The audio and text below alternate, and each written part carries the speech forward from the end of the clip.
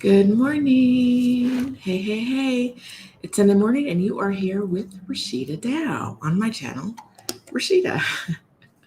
And on this channel, if you're watching for the very first time, on this channel, I talk about career breaks. I talk about moving abroad. I lotion my hands because I'm ashy.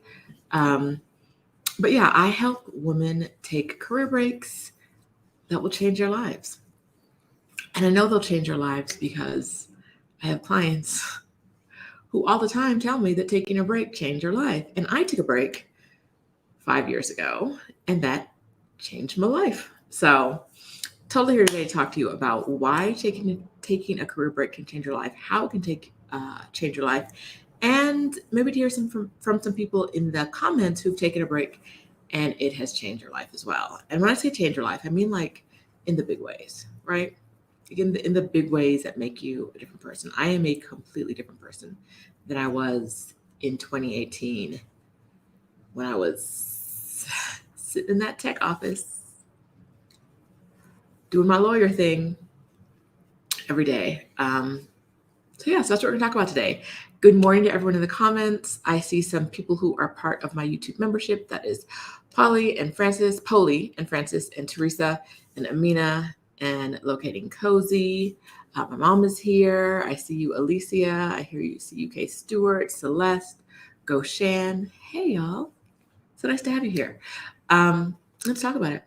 If you have taken a career break that has changed your life, raise your hand in the comments. Let me know. I want to talk to you about it. Jay's here. I met Jay when she was in Mexico City the other day because I live in Mexico City now, which is something I wouldn't have considered as a possibility before my career break. It wasn't until I was on my break that there are possibilities for my life that I could see that I never saw before. Now, that might sound strange to you. I mean, it was a little bit. That might sound strange to you, but like going abroad and being in other countries and seeing how people live their lives, and not seeing how they live their lives while you're on vacation and you may be interacting with people solely on like a transactional kind of relationship, like, oh, you meet the tour guide or maybe the tour guide's family or something like that. But being in places for months at a time really gave me a different, I want to say a different idea, but like it expanded the possibilities for my life in my brain. Like when I left on my career break, I thought I was going to go to take a year off and travel the world, which sounds exciting, right? On its own, right? I'm going to travel the world for a year. Super like, oh my God, this is so great. All my friends were like, some of my friends were like, oh, that's kind of weird and scary. Girl, just go get a job, right? And my other half were like, oh, this is awesome. I love this for you. You're going to go to all the places. It's going to be so amazing. Yay. Tourist for a year. But what I didn't know until I took the break was that being in these different places changed the way I viewed my life and the possibilities I saw. So going to Thailand and seeing how slow the pace is. When I'd been there for a week or two before, I'd been to Thailand before, I'd been there for a week or two. Seeing how slow the pace was interesting.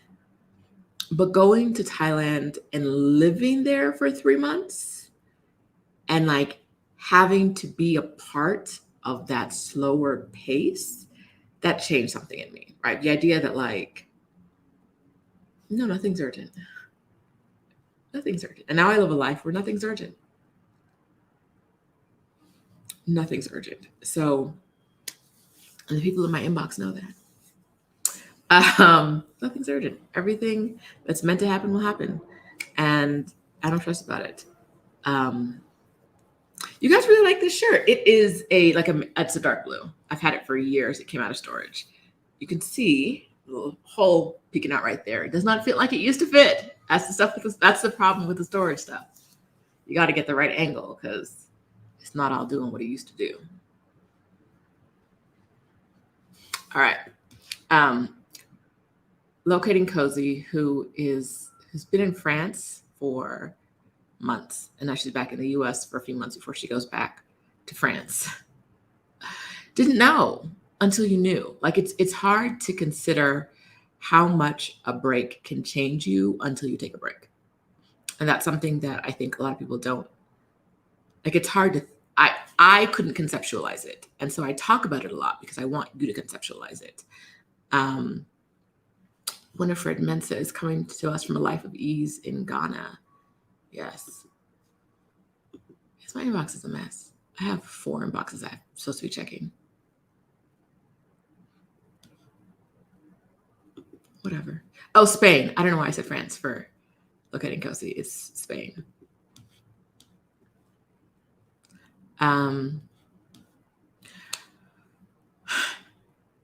When I was,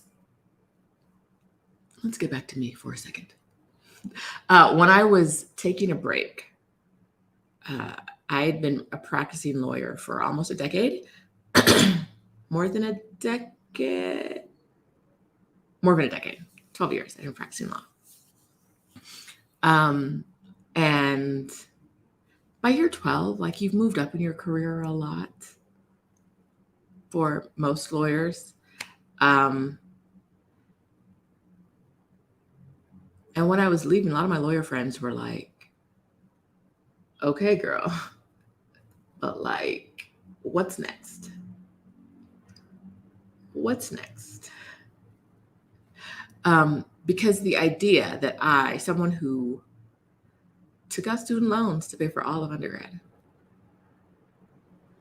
no scholarships, no parent loans, all student loans to pay for undergrad, took out student loans to pay for law school, which was not cheap, and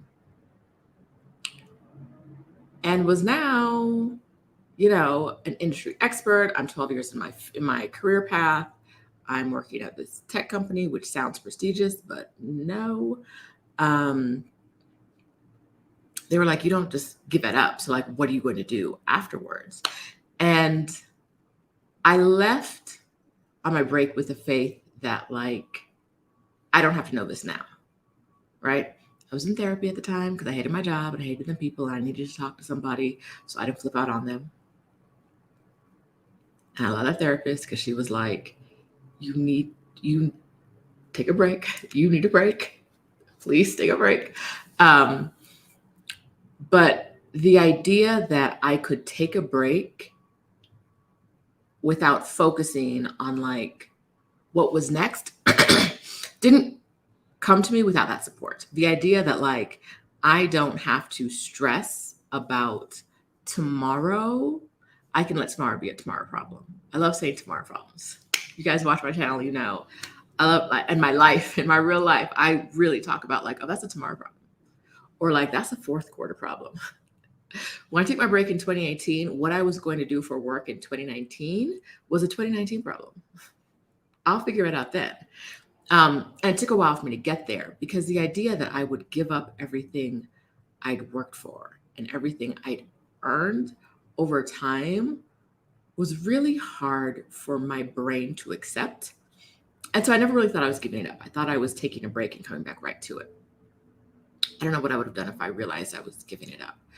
But in our society, we are not told that it's okay to take breaks. We're just not. We're told that our value comes from the work that we do, the widget that we produce, the gizmo that we keep moving down the conveyor belt. And I know someone, especially someone who doesn't follow me, is watching this right now and like, I don't work on a conveyor belt. Most of our jobs are just conveyor belts. I was a conveyor belt of like legal knowledge. That was the conveyor belt I worked on. I did my inputs. I got some inputs. I did some widgeting. There were some outputs, and then the next thing came on the conveyor belt, right? Like it may not look like you're working in a factory, but a lot of us are doing that kind of labor. I don't want to say factory labor because I don't want to demean, but that is, I know that this is a very factory labor. is very intense and very complicated. And I don't want to sound like I'm simplifying it, but I'm saying the conveyor belt philosophy of working is what a lot of us do. We get some inputs, we do some widgeting, and then we move the outputs down the line. And some people's widgets might look different from others. And some people might think that their widget is more important than others. But at the end of the day, what most of us are doing is making rich people richer. It just is. Like, at the end of the day, what most of us are doing, especially in America, where capitalism has taken precedent over everything else in the world, everything. Most of what we're doing is making rich people richer, with no regard to how it impacts your life, with the society and the system having no regard for how it impacts your life. And so the reason I talk so much about career breaks is that if you don't take a moment to say, how will this impact my life? How can I get a better quality of life? No one else is going to say that for you. No one else is going to say, girl, you've been working on this conveyor belt for 30 years. You haven't taken half the vacation you're allowed to take. Take a break. No one else is going to say it because no one else cares, right? No one else cares. You're widgeting on a conveyor belt, and at the end of the day, you're making rich people richer. Ta-da! Yay! But for a lot of us, we have put in work to make rich people richer, right? We have gone to school. We have invested in our careers. We've got certificates. We've done all these things to make ourselves more attractive and better qualified in the system of making rich people richer. And speaking to you, Black women, look directly into the camera at this moment. Speaking to you, Black women, you know you've done all the things. You've gotten the qualifications. You've worked twice as hard, knowing in your spirit you're only going to get half as much. You're working twice as hard for half or less as much. We work so hard to prove ourselves to people who have no interest in seeing our value. None. People who are like, but you're always going to be a Negro, right? Like,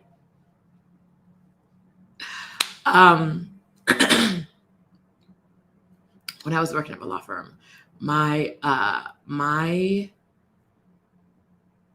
mentor told me to read the Ohio real estate statute, which is this long. It's a large book. It's like this. And I was like, okay, all right. It's a lot to read. It's a big book. I read it. It took weeks because it was big and I'm working at the same time. I read it. And he came in and he was like, what does section 34 say? And I was like this is a closed book test that I was not told I was getting. He said, read it and then come back when you've read it.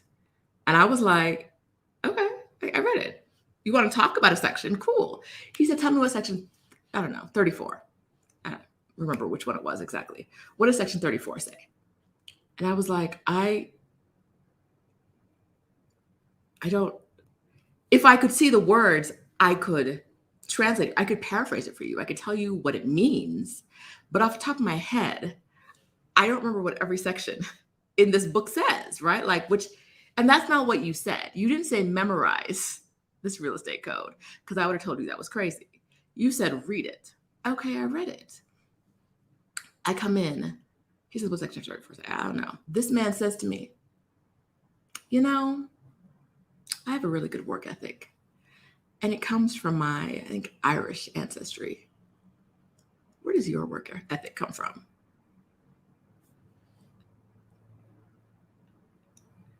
I'm so sorry. Wait a minute.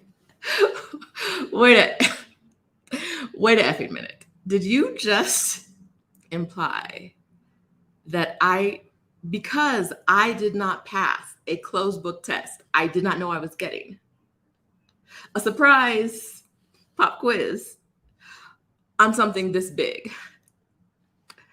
I don't have a good work ethic.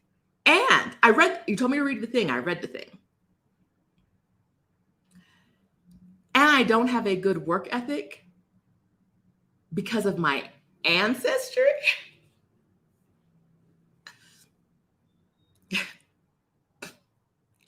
I was like, now this is the man I'm getting most of my work from. I am getting the work from. My office is next to his. He decides my entire future in this law office. And someone made him a mentor too. Which really just meant like slave driver. Like he was the one who cracked it. Because as mentor, he was the one who cracked the whip. I was like, why would... So like, if you know anything about working in law firms, you know you can't argue with them. Like there's no, don't argue with them unless you want this to be your last day. They are right about everything. So I was like, okay, goodbye. Okay, goodbye. Because like, why would you say that? You told me to do something. I did the thing. And you still found a way to tell me that as a Negro, I ain't shit. I'm lazy. I have no work ethic. And I'm like, that's not what you asked me to do. You didn't say memorize.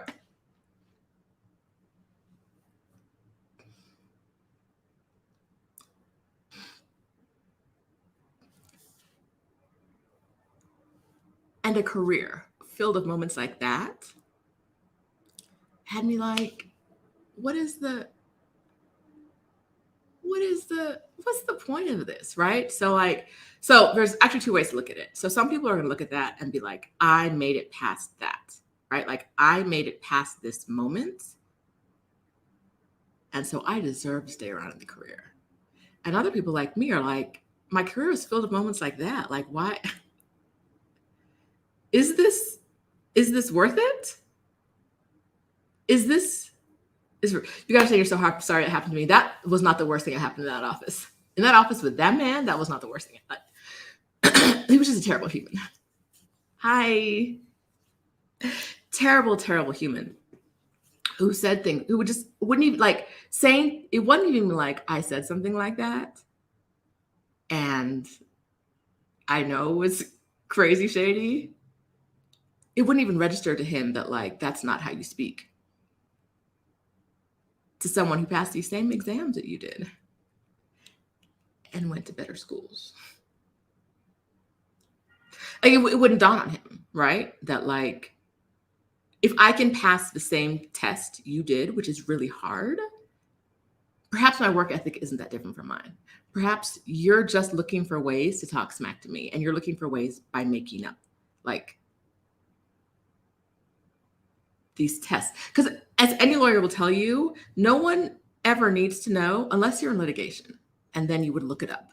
No one else ever needs to know what specific section in a code says off the top of their head. No lawyer ever. It's not a part of knowing the law. It's not a part of practicing law. So you're quizzing me on things that are never going to be relevant. I'm never going to need to do. Just to find a way. I feel like I know deep in my heart, in my lazy Black spirit, I know that if I'd answered the first question correctly, he would have found a second question and a third question, a fourth question, until I couldn't answer it. And then it would have been the work ethic comments. Because he was just trying to find a reason to insult me. Oh, this is good. Okay, story time. You know, I love a little segue. The idea that as a lawyer, I was like, I have invested in my career. 3 years of law school, undergrad, 4 years, 3 years of law school. So that's 7 already, 12 years of practice. I'm in year 19 on this trajectory. And I'm like, I'm gonna take a break for a year. Was hard. It was hard to say, I'm going to take a year and not practice, because I had all these fears, like what happens when I come back, will I still be up to date with all the things I need to know? Will I still be viewed as hireable? Will I still be an attractive I'm an attractive candidate, right? Like I know what I'm doing. These people know me. They know me in the industry. I'm an attractive candidate. Am I going to be an attractive candidate after a year of not working? Those are my pre-break thoughts. Like 4 or 5 years in my break, I was like, oh, I can never, 4 or 5 months in my break, I was like, I can never go back. I know what freedom tastes like. I know what freedom tastes like. I can never go back to working for and with the people I worked for and with. Ever, right? My life is changed. It doesn't matter what the 19 years that I put into my career, those are gone. I can't get those back. If I go back to working for people who are terrible and with people that are terrible, that doesn't change the terrible 19 years I already had, right? And so I can keep putting good money on bad money, right? I can keep doing that. I can keep investing in the sunk cost. You've invested this much already, you might as well keep investing. You can keep doing that, or you can say, well, what else is out there in the world for me, right? Like I said, I never imagined living. I was an immigrant to the U.S. We moved there when I was 2. And then I lived in Jamaica for a while before I came back to the U.S. And yet in my brain, I never imagined living anywhere else except for America. Like the 2-year gap was, a family, and for Jamaica was a family thing. When I moved to England, I never considered moving back to England because I heard it was cold. No, thank you. But even as an immigrant, and which is why I know it's so hard, I know how hard this is for people born and raised in the US, whose families are born and raised in the US, who have deep roots in the US. I know this is a challenge for you. But if you're not happy, why keep investing in your unhappiness? Right? There has to be a point where you say, no matter how many inputs I put in, the output is consistent unhappiness, consistent BS at work, consistent, ooh, who getting shot today, right? Like, where is the output of peace? Where is the output of joy? Where is the output of happiness? And I'm telling you guys, if you take a break, you'll figure it out. I'd been to Mexico City 3 times before I took my break. No, I've been twice before I took my break once before I took my break and twice on my break, but like super early in the break. It wasn't until I came back to Mexico City about 8 months into my break. I came back to Mexico City and then my eyes were open and I was like, oh, I could live here. Why don't I live here? I love the city. Why don't I live here? That didn't happen when I came for the first time in like 2016. Because where I live is Oakland, because I have work to do, because I have to go to San Francisco every day and sit in an office and talk to crazy people. Crazy is a derogatory term I didn't have to use. Rude people. That would be better. Rude people. I've got to go every day and go talk to these rude tech people who ain't got no home training. Every day. I don't like it. I don't want it.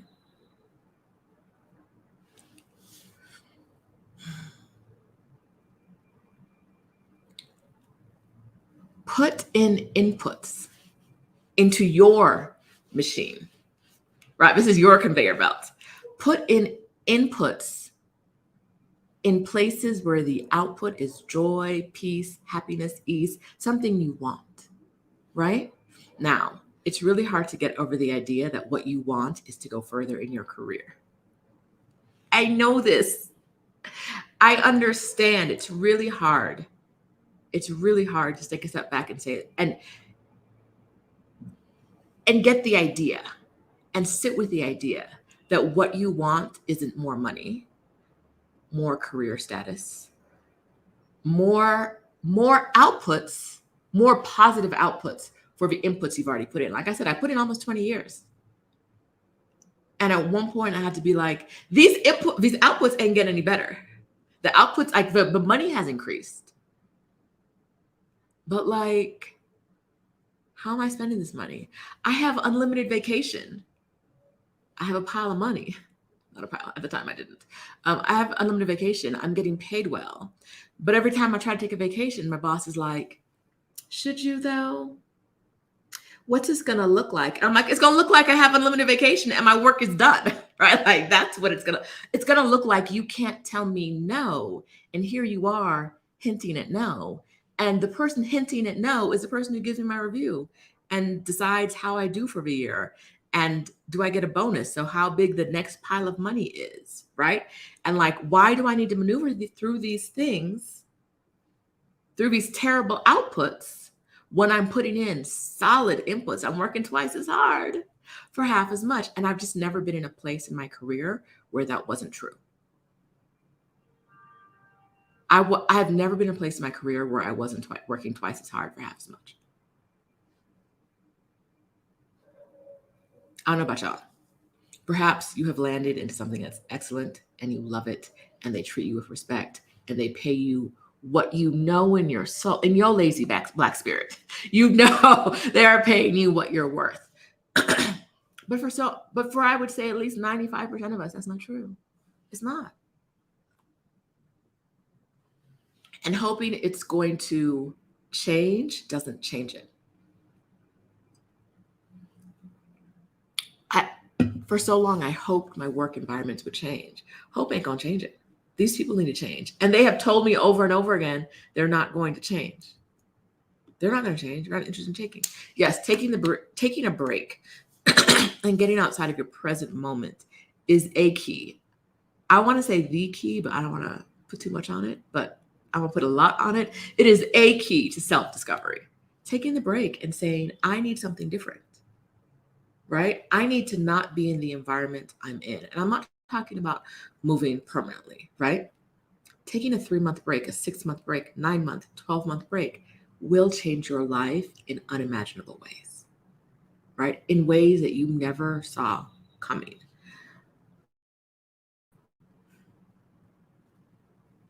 Never. But it can happen. It can happen for you. You don't have to keep investing in your own unhappiness because you've invested for 20 or 30 years already. It's time for something new. It's time for something new. Let me see what y'all doing in the comments. Yeah, that man was playing in my face on purpose. And with knowledge that there was nothing I could do or say to him. If I went to HR and complained, they would tell me it was my fault. This is the man that got me in trouble for taking too much initiative on a case that another lawyer who left the firm left for me. And the initiative was not calling him on vacation in Hawaii and asking another partner in the firm. The actual head of our department at the time.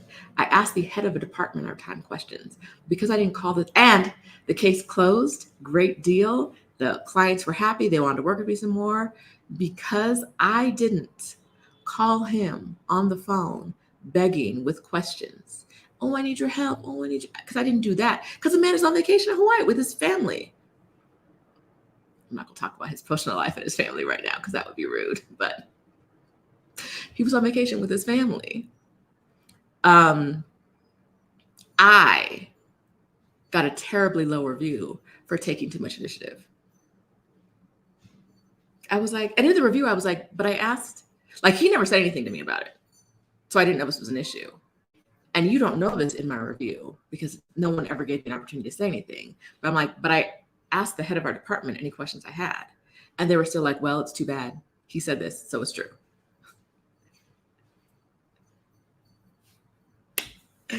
Working twice as hard. The female partner who gave me my review, there's a bonus situation. So she gave me a bonus. It was terribly small. This woman sat in my face. One of like I think at the time, I don't remember how many female partners there were, but probably about 10% of the partners in the firm or less. So very few female partners, maybe less than 10. I don't know. I don't remember. I protested, like, no, I asked I didn't do this on some rookie, I'm just gonna make it up stuff. When I had questions, I asked the partner who was present questions on my case, not his, mine. And I'll never forget this. When I tell you in law firms, if anyone asks about law school, I'd be like, don't do it, girl. Or don't go to a law firm because they will talk to you crazy. She gave me my review, told me my bonus. And then this female partner looked at my face, I told my bonus and said, now don't go spending it all on a pack of gum. I said, you know what?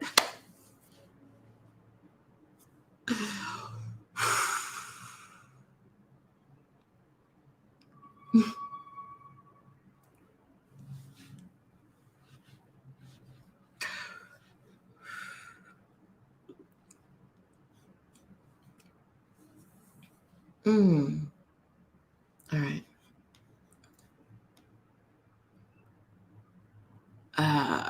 Locating Cozy says, while I was extremely grateful to be making close to 6 figures a year, I felt like I was selling my soul and health to that company. A lot of us are.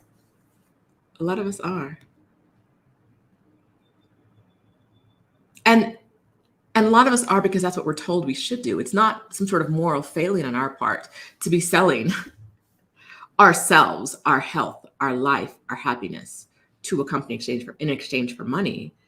It's what we're told we're supposed to do. And like in school, what do you want to be when you grow up? It's not like I want to be happy and whole and lay on a beach, right? It's like, what job do you want? From a time where to the moment we can talk. You know what I mean? Like we are identified by what job we have or what job we want or what school we go to or something like that. The entire time we're alive and talking.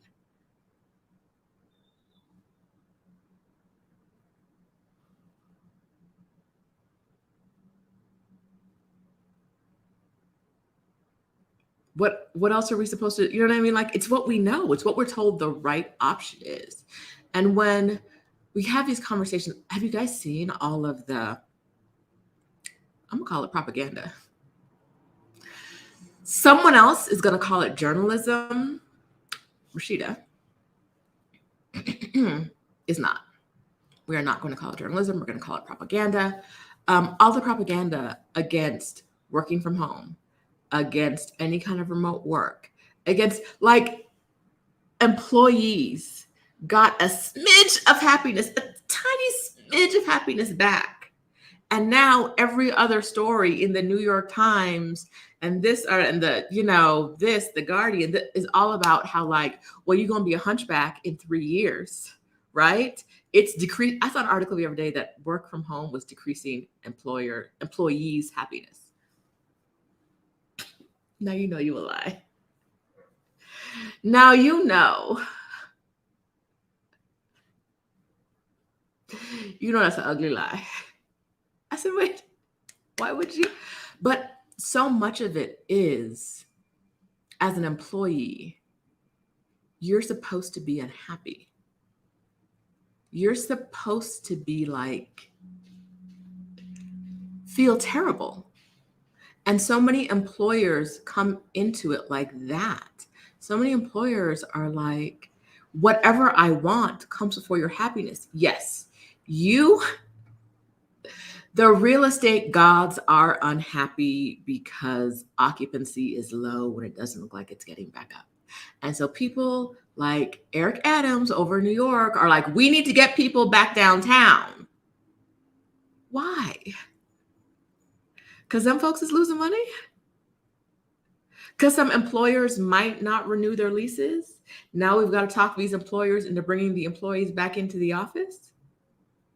The employees are kind of on the fence because they're like, either I pay less money in leasing or my employees are a little happier. Maybe they are doing a little bit less work. But how many of us, while we were at work, couldn't do less work? How many of us did maybe 4 hours of work in an 8-hour day? maybe 6. And the rest of the time, let's not even get to the meetings. Let's not even get to the meetings you got to go to that ain't about nothing. I know y'all are doing less meetings and work from home now because nobody wants to Zoom like that. You know how many meetings about meetings I had? Like prep meeting for the big meeting ahead of the bigger meeting.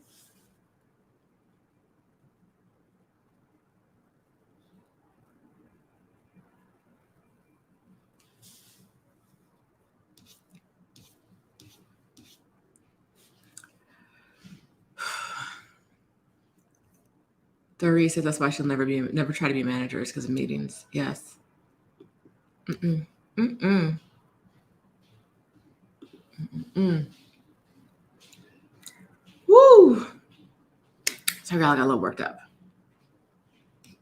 Nicole says she once had oh, wait, no. That's Amina. It's expensive, yes. Empty buildings. And you have a housing crisis. Focus on the things that matter. Empty buildings do not matter unless you're using them for the housing crisis. I'm not crying over the fact that these real estate moguls who knew that was the best way to get rich in America, real estate, are making less money now. I'm just not. There are homeless people on the streets. Y'all see that sphere in Vegas? The huge thing, and they're now like projecting images onto it. Right now it's a basketball because they're doing the baby basketball league, the summer whatever thing they do. I know the words for it. I don't know. They're doing that there. When they have apparently I saw yesterday, I think maybe like 1,500 people living in tunnels. I've heard tunnels and I've heard sewers. They may be sewer tunnels. I don't know. Living in in sewers or tunnels under the city, and they're spending quadrillion dollars on a sphere that just looks like a basketball over the city. Why would you do that? How does that make sense to you? How? Okay, so Krishan from Black Global says, funny, but a country that created because they didn't want to pay taxes. Britain now taxes the hell out of its own citizens.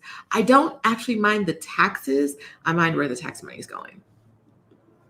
Like taking tax money from regular people, tax breaks for the billionaires and multimillionaires, taking money from regular people and then give it to Ukraine. And this is not saying that like they don't have needs, right? But you're not taking care of home. You have people living in sewers and you're taking our money and it's going here, it's going there, it's going to all these other countries while people are living in sewers. And half the time, a lot of people in America and a lot of people in the government in America will tell you that the sewer people are the problem.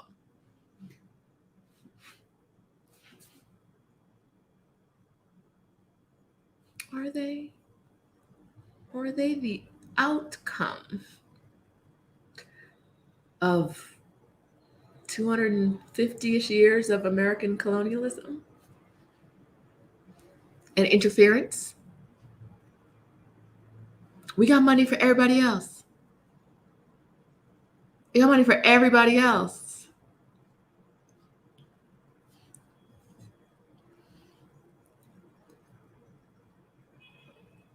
I'm tired. Hey, Goshan, thanks for joining the membership. I will see you hopefully on Thursday as we do our Zoom session. Every Thursday in my YouTube membership, we get together on Zoom and do a little chit chat, catch up, talk about how we're doing. Yeah. Okay.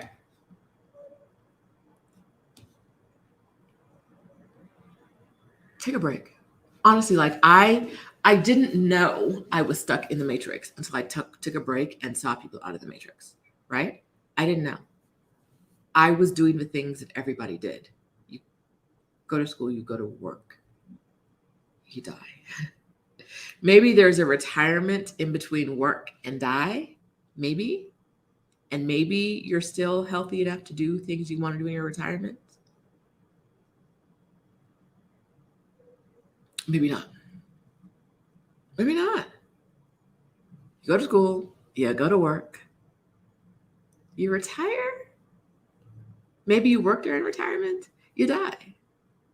It's the American way, right? So the idea that we could do something more or different with our lives is so foreign to us.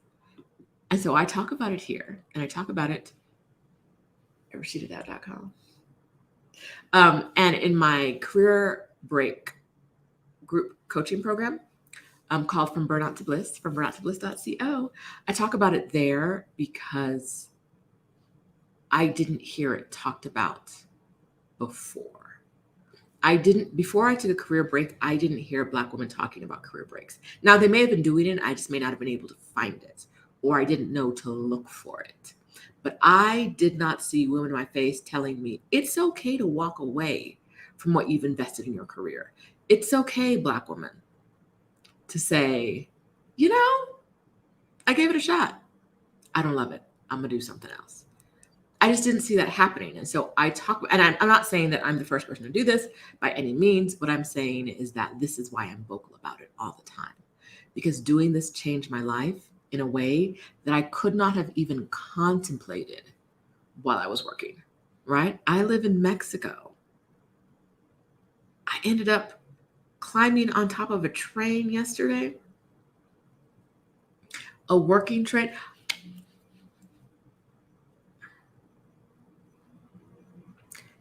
I saw my favorite train in the city yesterday. There's going to be a video coming about this, I think on Tuesday. I'll show you guys what happened. I saw my favorite train, and I've seen the train go by me before, and there was a man up front. And I said, I want to be on front of that train one day. And it's a totally ridiculous thought. It is a totally, completely ridiculous thought, because that man in front of the train is an employee of the train. Why would my behind be on top of this train, in front of a train, like in front of the engine of a train? Why? How? In my head, as I'm walking beside the train, I thought, I want to be on top of this train. Within 10 minutes, I was in front of the train. I was on the front of the train.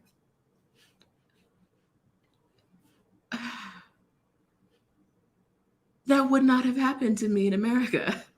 I know. And it wouldn't have happened to me if I haven't gotten used to this life where, like, things are easy. Things I want just happen.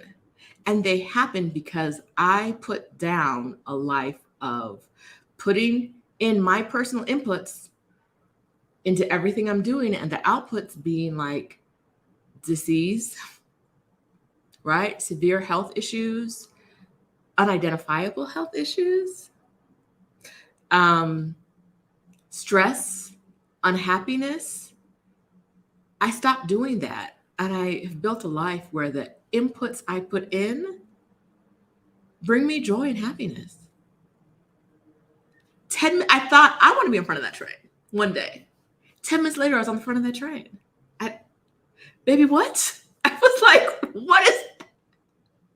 how is this a thing? How?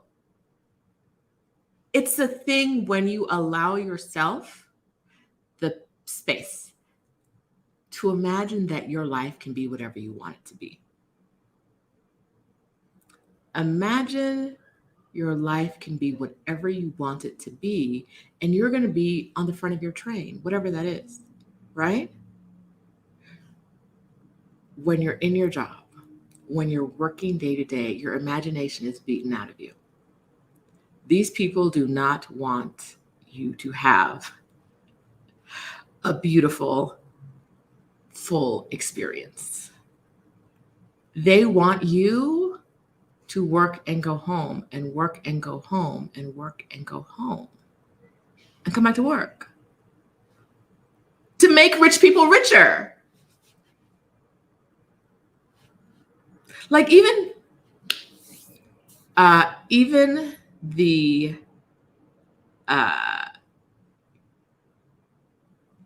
even like doctors, like, yes, they're saving lives. And yes, they're making money. But the hospital company is making more money. But the insurance company's making more money. You know what I mean? Like at the end of the day, everything we do has been commercialized, right? Everything we do in America is within the confines of capitalism. And I don't know anyone who has completely eschewed capitalism and it is not a part of their life, willingly or unwillingly. There's just no space for that. Everything we do makes rich people richer. Even if there's a positive byproduct of it, right? Even if there is a positive byproduct of it. Okay, Amina says we need a train story sidebar. There's a video. You'll see the video. I filmed the whole thing. You'll see the video on, I think Tuesday, maybe tomorrow, maybe this afternoon. I don't know. It's ready to go. I might give it to you this afternoon. We'll see.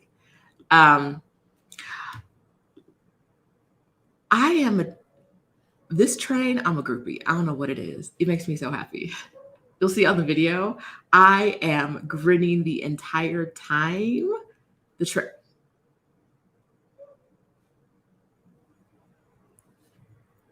A groupie. I love it. It makes me happy.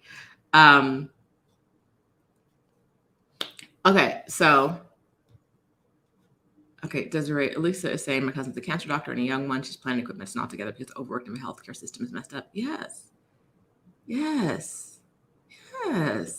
Why? We need doctors. What? Like, they get you in the system. The foods are trash. The lifestyle is trash. Everything is bad for your body.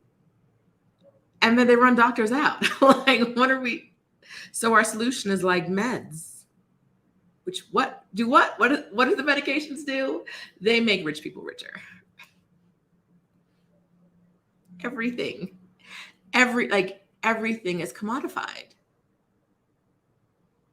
I don't think a single one of you has a job. I could be wrong. I'm always willing to be wrong. I don't think a single one of you has a job where we can't point to it and say, okay, this is how within the system you are making a rich person richer. It's just, okay, I'll tell you guys, the first time I bought a car was a really, really bad situation. Like, I got scammed big time. Scammed by like the car dealer. Like the car, we got in the finance office and I got taken for a doozy. It was terrible. And, 10, 12, no. 12 years later, I was working on the finance. I was one of the people who wrote the contracts. Now, I'm not one of the salespeople, so I don't know what was happening. I couldn't tell you what was happening in the finance offices. But I went out of my way to make sure that when there was an issue with a customer, like, I really remembered 19-year-old Roshida who bought her first car and didn't know anything and who was taken advantage of, right? Like, I really tried to, like, as much as I could, fix things from the inside. But at the end of the day, what was I doing? I was making rich people richer because I make a lot of money from auto finance, right? Like, even though I had a heart that was there for a real reason, like the purchasing a car situation was a little traumatizing. It was bad. I tried to be a giving, caring, gave away cars. Yes, you don't pay anything else. And my coworkers, the people on my team would be like, you can't do that. I'm like, no, I can't. This is how you messed up. And because you messed up, they don't have to pay any more money for that car. That's their car now. They paid nothing. And they'd be like, Roshida, I'd be like, no, I'm the lawyer and I read the law and you can't read the law. Like, I can read the law. And so that car is theirs now. No payments.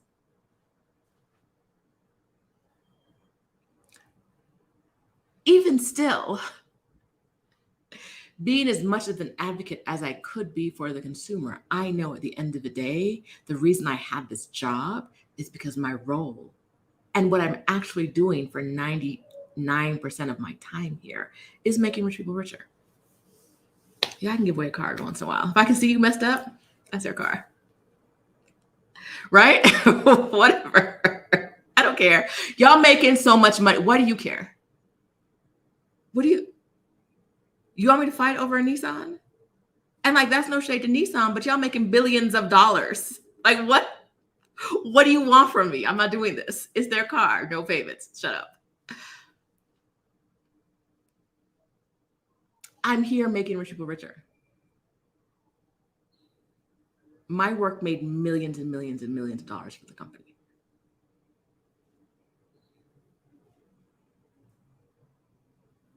How much of that did I see? Not millions and millions and millions and millions.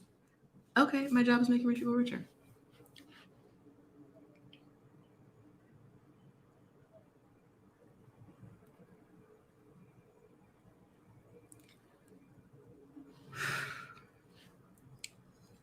Your inputs, if your inputs and your outputs aren't matching, change the system you're inputting things into.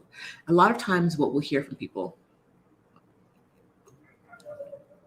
is that if your inputs are not matching the outputs you want, you got to put in more inputs. You got to work harder. You got to go back and get another degree. You got to do that. The system isn't changing. Them outputs probably not going to change either, right?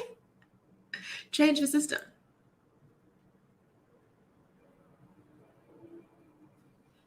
The inputs. What we're told over and over again is to have less for ourselves and to give more to the company, right? If you're not getting a raise, you got to work harder to impress your boss. If you didn't get a bonus this year, and I'm like, I didn't get a bonus because that man thought I did my job too well. What can I do to not do my job so well so I get a bonus, but still do it good enough that I'm doing nothing? The man is racist and he does not think I am qualified to do the work I just did. There's nothing I can do. There's no input I can put in. I was going to say something. I'm not going to say it. There's no input I can put in that is going to make me appear qualified to him and appear worthy of being a lawyer at a place he works, even though I passed the same test he did.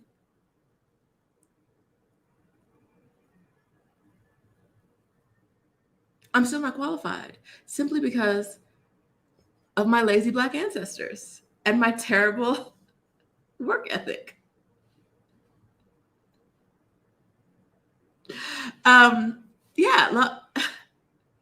There's no amount of inputs you can put in to beat a broken system, right? Get out of the system. Get a different system.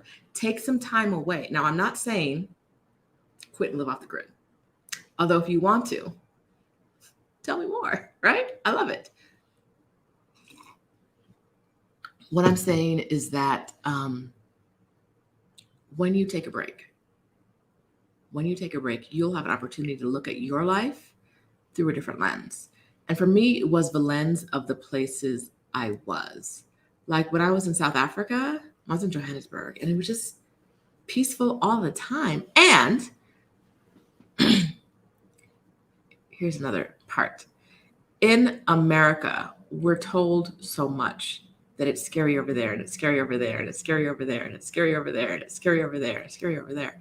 And like Johannesburg, ew, no, it's poor and it's unsafe, and they're Black people. Oh.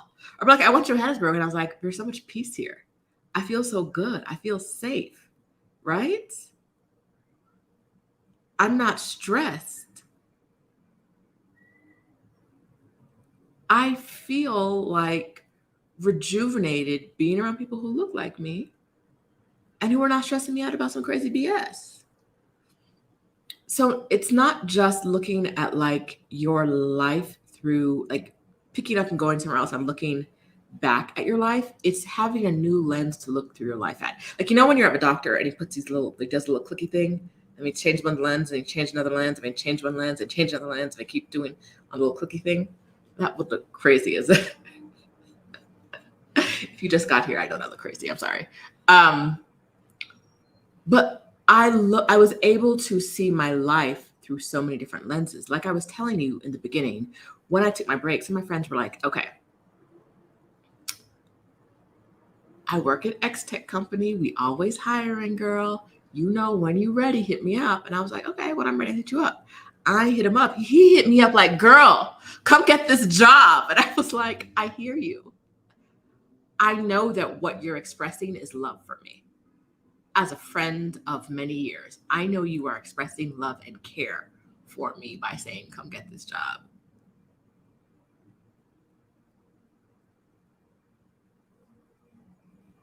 But I'm in a sand dune in Dubai. Like, I don't know that being in an office in Silicon Valley is going to do the thing you think it's going to do for me.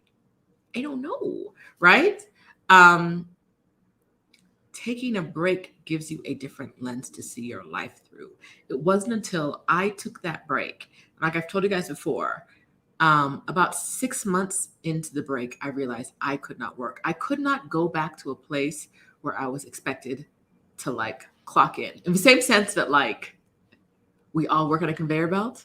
We're all expected to clock in, right?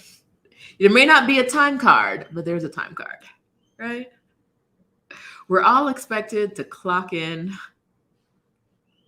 We're all working on a conveyor belt, our own little conveyor belt. I couldn't clock in that sense anymore. I cannot work when you want me to work. Sorry, I need a tissue. You know what we're gonna do? I'm gonna give y'all some more booze. Kleenex. Okay, because this whole gap thing is bothering me. So we're gonna undo this button. No more gapping. Okay. Just bra now. I like it better. Yeah, no, we're expected to do so many things that are not for us, right? We're expected to do so many things that don't bring us pleasure. Kicking Up Dory says, in May, I met a woman who lives in Tanzania, and she told me to avoid Johannesburg because it's not safe. Everyone's got their opinions. Yes. I will also say that because of the PR that America has been doing for hundreds of years, people think America is this like, I mean, maybe until recently. Now it all be school, like all the shootings have like actually hit the news abroad. But people think that America is this like golden Mecca. And that we as Americans are not people who can go to many places because we're used to being coddled in this golden Mecca. And I'm like,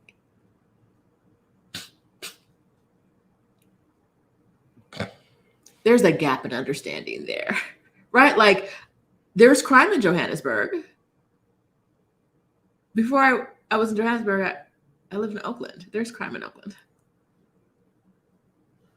Yeah. I lived in Richmond, California before that. There's a smidge of crime there, right? Like, or there was. It's gentrifying now, but whatever.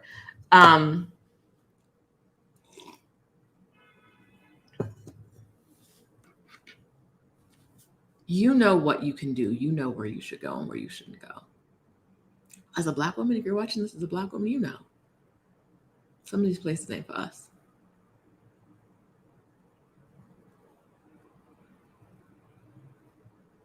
Some of them are. The places you go will change the lens through which you see your life. The experiences you have will change the lens through which you see your life. And it will give you a better idea of how you can change your life. Take a break, change your life.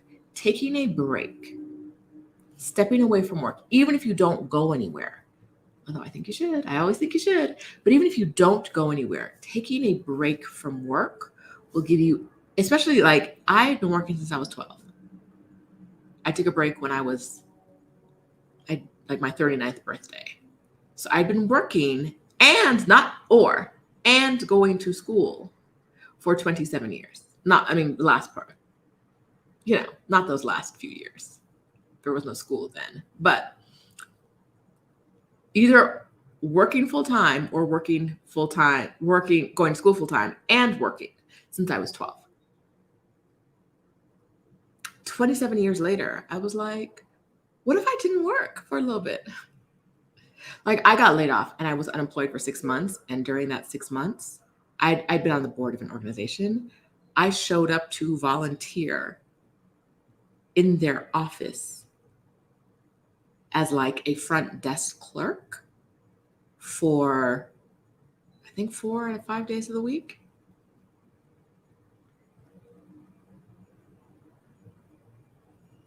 Because I had to be doing something. What do you mean I'm not doing anything? I had to be doing something. I couldn't rest. I couldn't just chill. I had to be doing something. Because my brain was broken. My brain was broken, y'all. I was in the matrix, stuck in it. My brain was broken. I didn't know that I could just do nothing. What do you mean you're doing nothing? And so I had never taken a break like that. The only other time I have not worked in my life was when I was studying for the bar exam. When I was laid off for 6 months, and 6 months of studying for the bar exam. And studying for the bar exam is a job. I wasn't working, but that was a job. Those are the only 2 times in my life that I have not worked since I was 12. I've worked the entire time.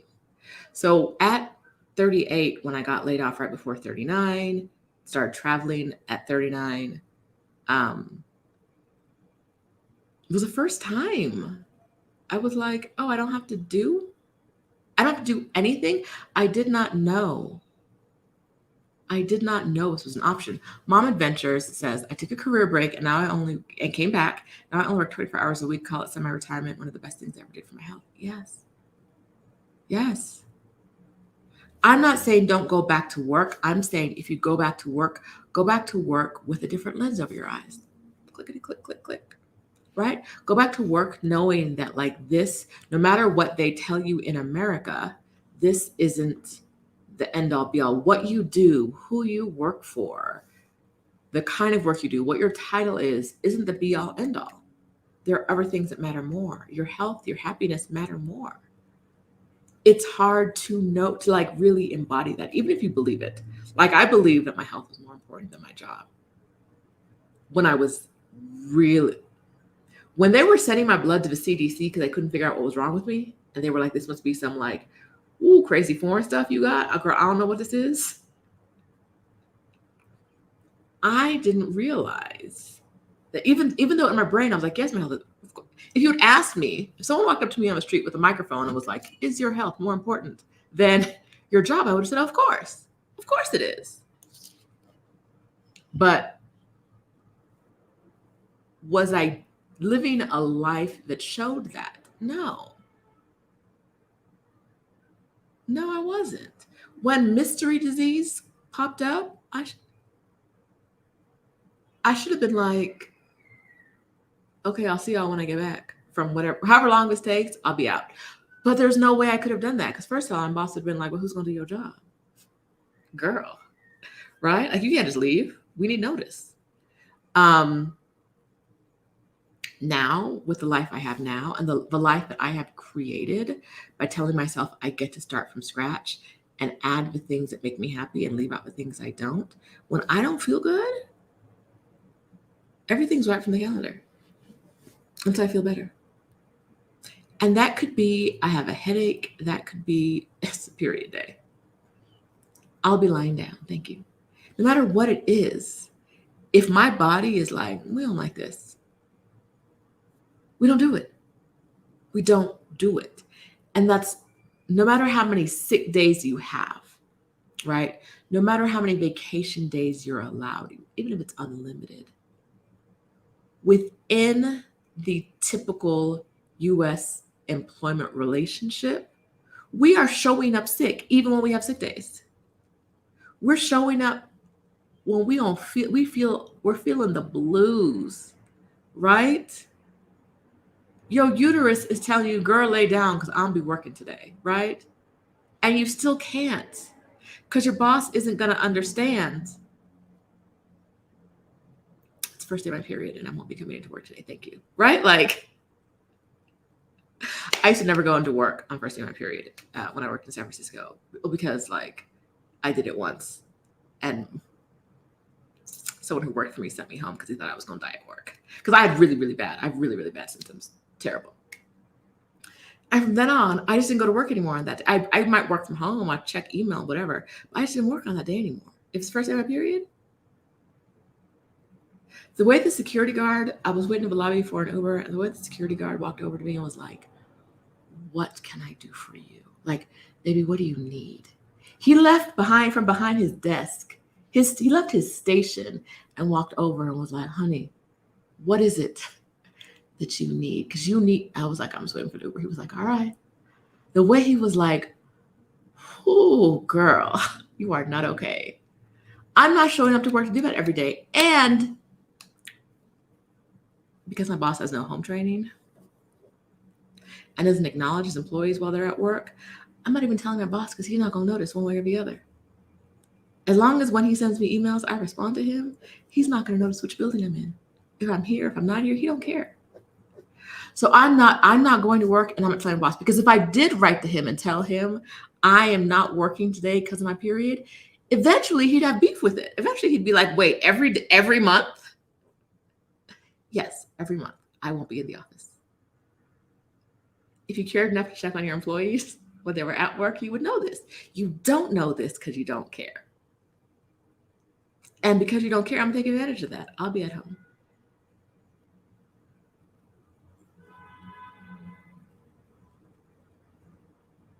I'll be at home. I'll check email every couple hours. I'm not doing it. I'm not doing it because throwing up on the BART in San Francisco was not ideal for me. Taking this $120 Uber home is not ideal for me, right? It's just not. I don't want to do this. Passing out in the back of that Uber. Let's talk about that. It's the passing out part that really was the problem. Yeah, I can get home, but what's gonna happen if I pass it on BART? I'm not doing this with y'all. I'm just like, but the idea that I needed to take a break from more than this one day break would never have crossed my mind. Now, here's one thing that happened. I didn't take segue because of these things. My doctor was like, I think you have this thing going on, but the only way to really know was to like do a little cut, take a whatchamacallit, take a little sample out, a biopsy, and do some tests. And I was like, I don't want to do that. He's like, okay, well, we can take your whole uterus. And I was like, well, wait, I don't want to do that either. He was like, okay, well, what you could do is just never have a period. And I was like, what are we talking about? He's like, taking birth control pills all the time. I was like, I don't want to do that. He's like, well, what do you want to do? And I was like, ooh, these are all terrible options. So I take birth control pills all the time. And one of the first times I hung out with Angel, my friend Angel Aviles, who's a great life coach. She runs a program called the Junta. If you don't know her, look her up. I'll drop a link to Junta in the description if I remember. Junto. I'm going to add that. I was talking to her once, one of her first times we met. And I was telling her about the situation, and I was like, so I'm still on the pill, whatever. And she was like, maybe your period was so painful because of like the situation you were in, like your life, what was going on, all the stress in your life. And I was like, maybe? Wait a minute. Like I hadn't thought about that. And so I stopped. I'd been taking the pill nonstop for like 3, 4, maybe 4 years at that point. I stopped taking the pill. Periods were fine. No pain. Now, every once in a while, I'm a little bit of like, oh, it's a cramp. Am I throwing up in public? No. Am I passing out from the intense pain? No. Am I getting the hot flashes I used to get? No, I'm not. Oh, I needed to take a break from work. I needed to take a break from the stress in my life for this health issue to go away. I didn't need to be on birth control for the rest of my life. I needed to leave a stressful environment. Oh, okay. Doctor already say that. He didn't tell me that was an option. He said biopsy to make sure we know what it is. If it is what it is, we got to take your uterus out. Or you could never have a period again. I didn't know. And I'm sure he didn't know or would have never considered telling me, change the stress level in your life. The best way to do it is to quit working. Take a break.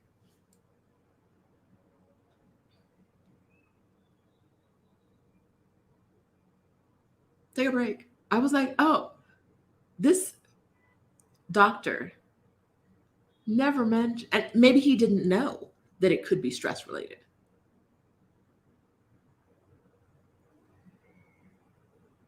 It was. I haven't hot flash since. I'm telling you, like, take off all your clothes, hot flash. Those started when I was like 19 or 20.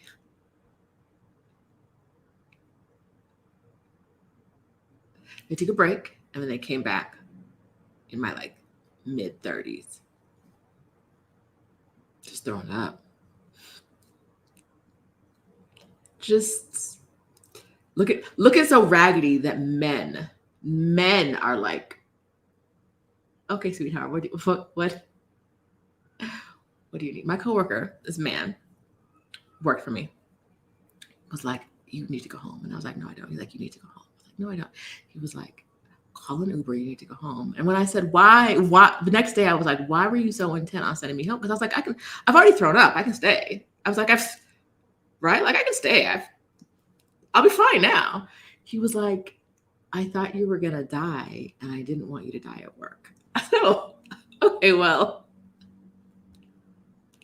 He said, it looked like you might not make, I didn't want that happening here. So you sent me home by myself? I got in a shared Uber and passed out in the back of a shared Uber with two men I didn't know. Fun times. I was fine.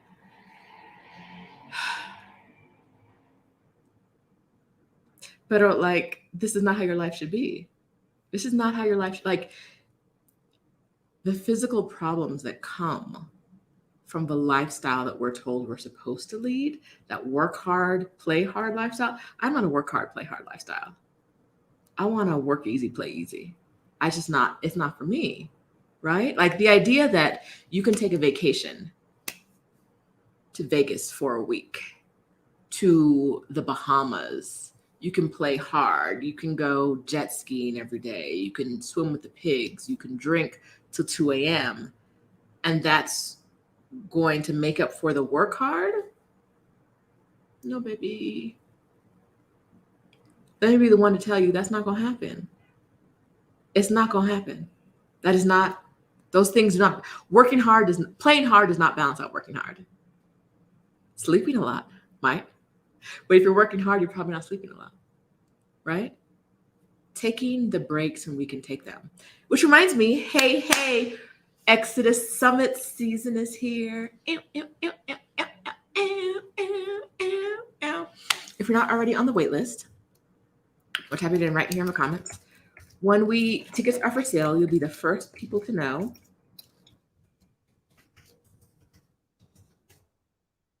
I don't know. So last time we had to limit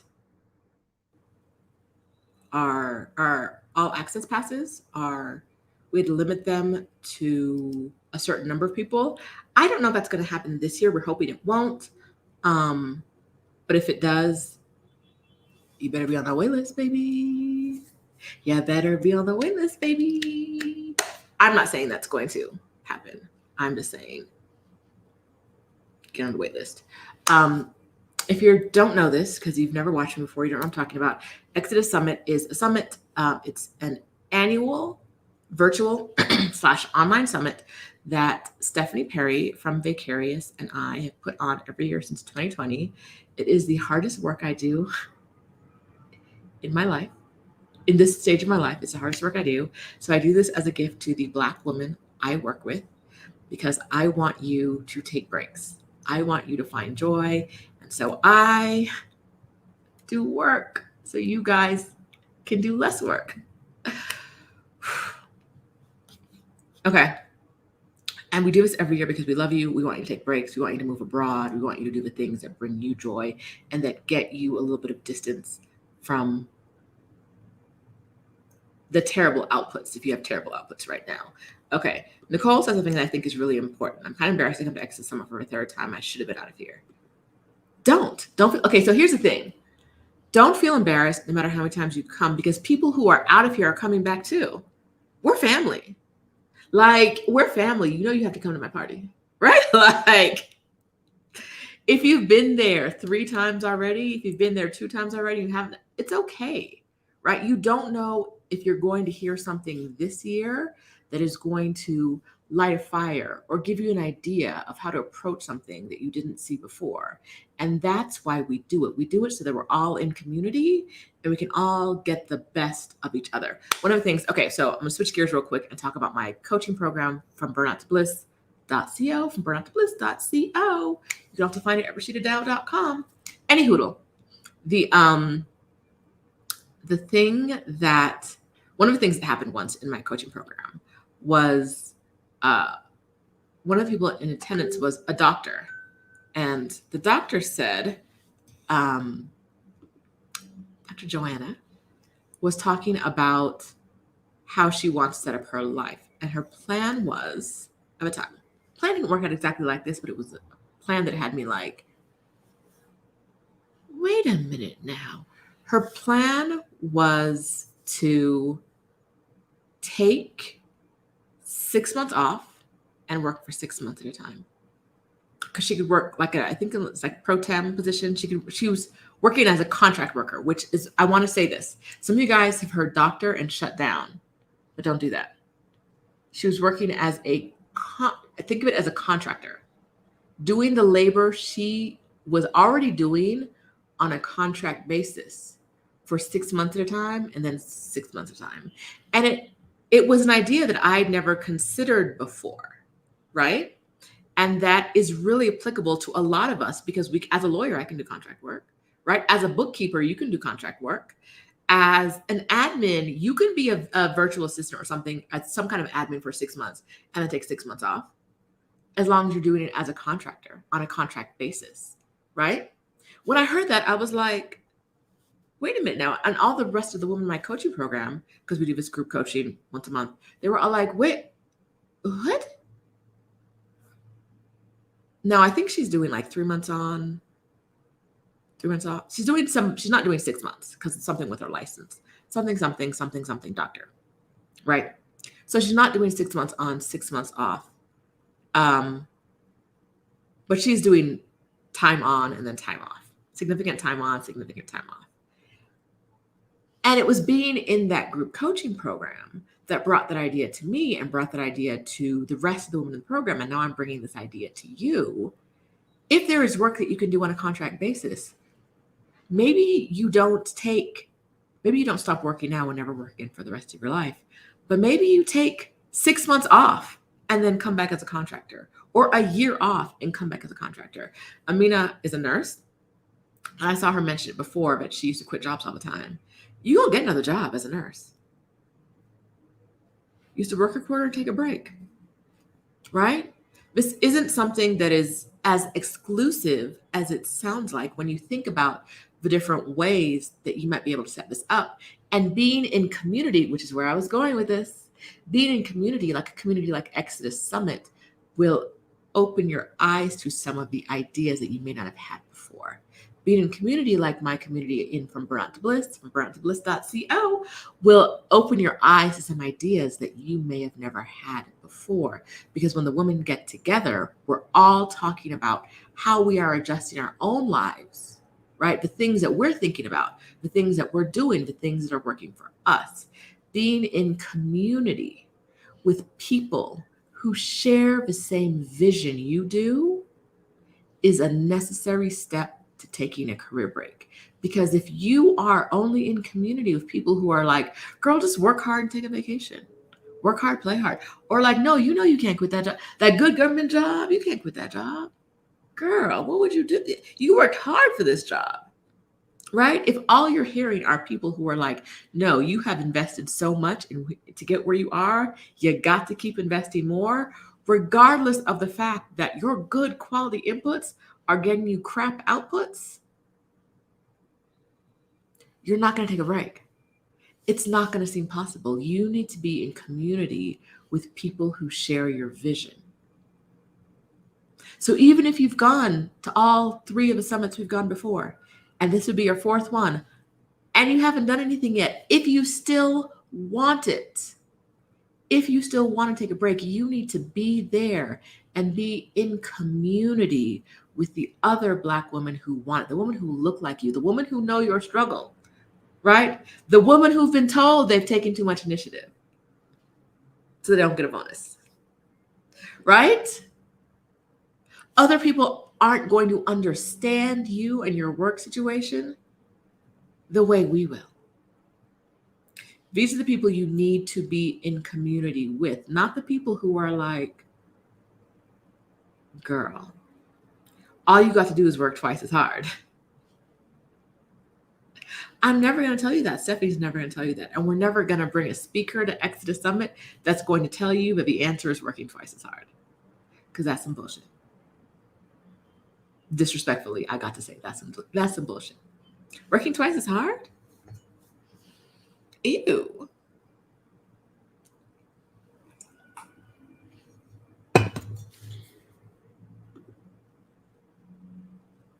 A few days off will have me in bed, not eating, not showering, and just sleeping.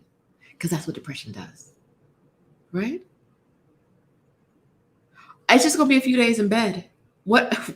And then on the other side, I'm going to have to go back to the same situation that got me here. Right? Like when I was having that really bad period pain, it was because the work was like eating at my body.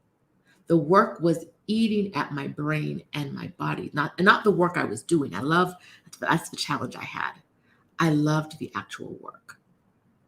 Baby, I could tell you on the spot when you can and cannot charge a late payment on a leased car in Alabama. Like, I got you. I know this, right? Top of my head. 50 states. I know. It's why I can always get a job. I know these things. I do these things. I love the work. I love knowing this information. I love what I did. The conditions under which I had to do it were not pleasant. And I could not see a way that I could make those conditions more pleasant. Like one of our friends was like, just start your own law firm. And I'm like, but my clients would be these people. And I'm in-house. And I work for the same people they work for. And so I get a little bit more respect. A little tiny bit. If I was outside counsel, I didn't work for them, and I was literally just a service provider that they sent money to and not someone who sat in the cafeteria with them, they would treat me worse, right? They have to see me every day. I show up in their face every day. There's only so much like, oh, that was wild. There's only so much that was wild I'm going to take before we have a come to Jesus meeting. If I'm outside counsel, they treat y'all like you're a factory. You work at a law firm, your entire job is just do what I say when I say it. And as quickly as I say it. Yes, you can turn this around overnight. Done. There's no situation I can think of which will make this current situation, the role I'm in, more palatable for me. The only situations people are mentioning make it less palatable. Because yes, it might be more money as outside counsel, but you're going to be disrespectful. You expect me to do all-nighters to get your work done because you forgot to tell me you needed the work done until the last minute? Me? No. Right? No. It's one of the reasons why when I was working, the external lawyers I worked with loved me. Because I'd be like, hey, I know this is crazy. And I am so sorry. I'm going to try to get you as much time as you have. But this thing just happened, right?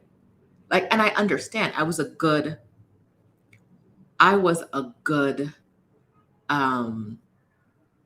buffer between the clients and the external lawyers who were doing some of the work. And so I still hear from those external lawyers like, hey girl, what's up? How you doing? What's going on? They'd be on LinkedIn like, hi, how's it going? They know I'm not working in law again, but they know that I saved them from some BS. And I will forever be grateful. You're one of our favorite clients. I know, I still am. Because these people are crazy, which is why I could never be in your footsteps. I could never do what you do because these people are crazy and treat you crazy. There's no way I can see a way to make my role more palatable. I love the work I do. I do not love the conditions I do it under. And I think there are a lot more of you who are like this than are admitting right now. I hear all the time, oh, I love my job. I just don't like my boss. Then do you actually love your job? Do you? If you don't because your boss typically is a huge part of what you do. If you love your job, but I love my job, but I don't love my coworkers. Now I've had a lot of coworkers. Not liking them makes the job hard. It does.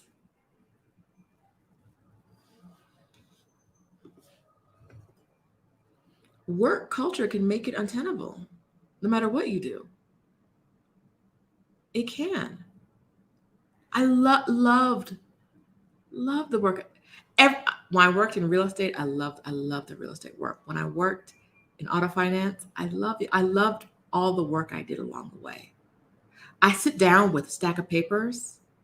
Both times. I sit down with a stack of papers, right? And I make shit pop. This is what I did. Hand me the surveys. Hand me the environmental reports. I'm booming, I'm bapping, I'm doing stuff. Love the work I do. But now I got to make this phone call. Now I got to get in this meeting. Now I got to write this email. Oh, am I getting cussed out by a VP? Because I won't do everything he wants me to do? I got an email once that was like, and this is from a VP who I was friendly with. And the email said something like, oh, I thought you worked for us. With multiple people CC'd. Maybe this is feeling a little slavey. It's feeling a little slavey right now that you write me on a Friday night talking about, oh, I thought you worked for us, so I would just do whatever you said. It's feeling a little slavey. I'm so sorry. So now I got to cuss you out and return over email with all the same people CC'd. I don't care what you're vice president. We're not talking crazy to me. And we like each other, but this is how you respond because you can. You can. You like in a lot of our corporate, especially of us who live in corporate, the people at the top are encouraged to treat the other people like crap.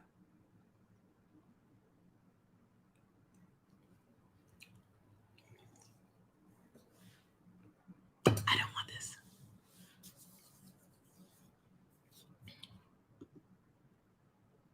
Why are you worried about what's going on in my house?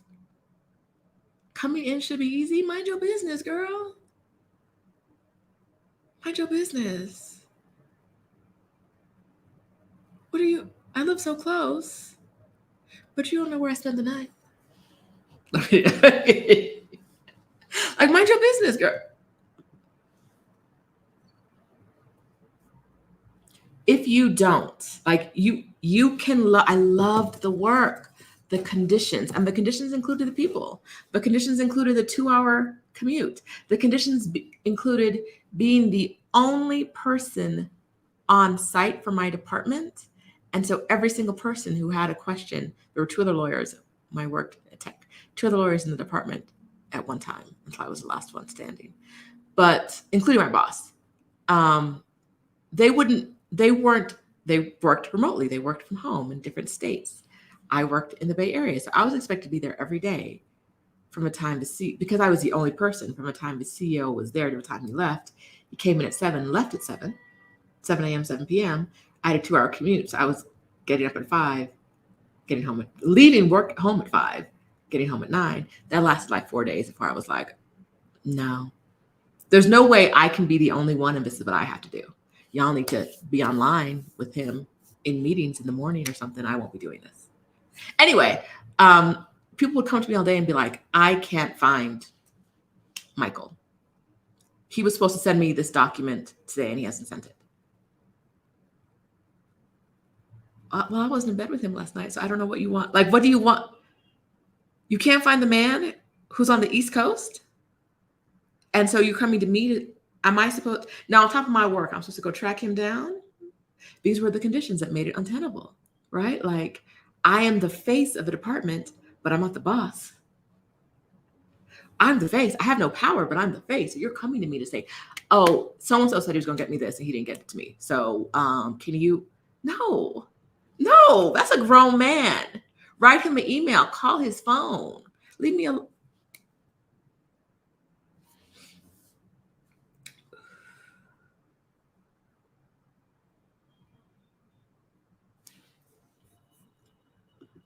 Wait, but no, that wasn't what I was doing. But yes, HR department.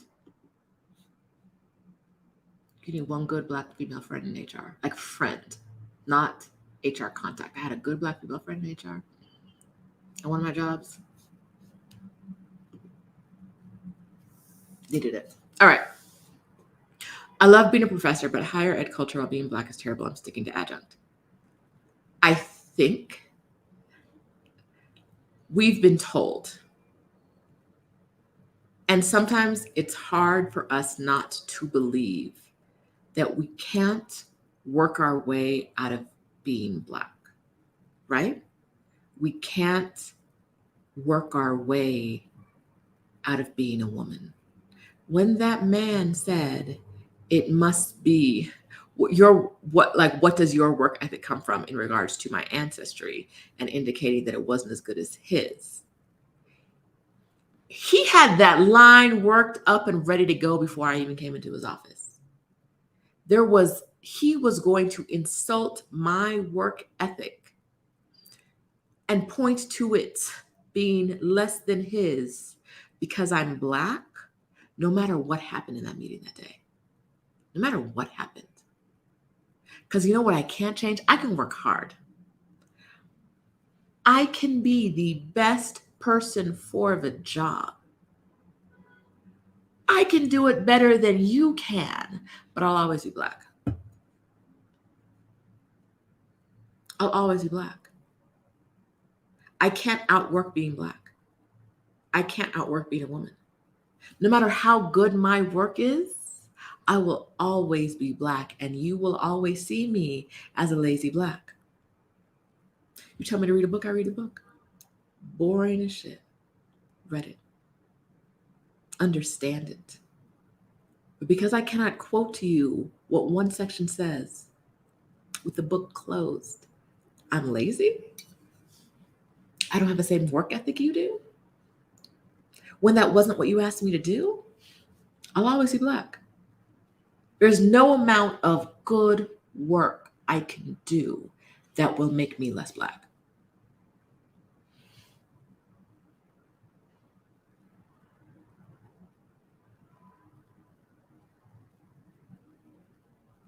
Nothing. As a professor, you're always going to be Black. And someone's always going to scrutinize you harder. Someone's always going to say, I mean, don't be teaching in Florida. One of my clients is a professor in Florida.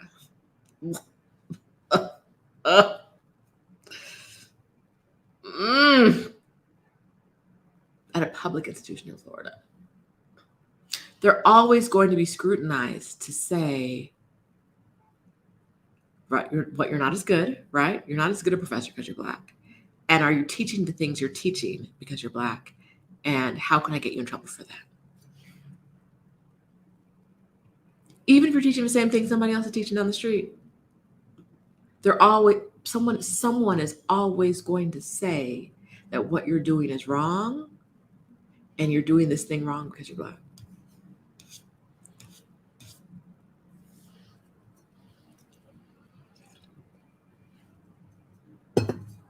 I can't, it's like I can't outrun being Black. I can't outwork being Black. I can't outwork being a woman. I'm not interested in doing that. I have no interest in outworking being a woman. I can't have no interest in outworking being Black.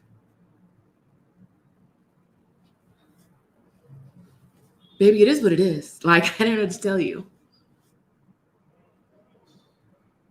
I'm a Black woman. And if that's what you see, instead of seeing the work, nothing I can ever do is going to change that. And I'm not going to work twice as hard for half as much. Because why? I was put on this earth to eat pineapples and get pedicures. I was not put on this earth to prove to some worthless white man who couldn't even not cheat on his wife with the secretary in the building, even though his wife worked in the building. I wasn't proved to him. I was not put on this earth to prove to this trash man that I'm worthy. You can keep your dick in your pants when your wife is an employee in the same office. And I got to prove myself to you?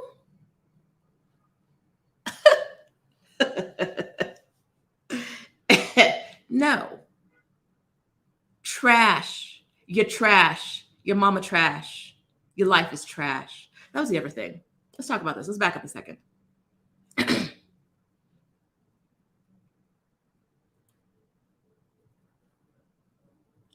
One of the things I figured out, early on is I looked around the law firm I worked at. When I was hired, there were multiple women in the department, including a partner. When I started working, there were none. They'd all left. And I was like, ooh, that's not a good sign. The female partner left. Her husband was a construction worker. And they left and moved to Vegas because Vegas had a booming construction market. You left. Now, people in law know it's hard to become a partner in a law firm. You left your spot as a partner in a law firm to go to Vegas because construction is booming in Vegas. Oh, you hated this place. You hated this place and these people. But it happened in the time between I accepted the job and I started working, which is probably maybe 8 months.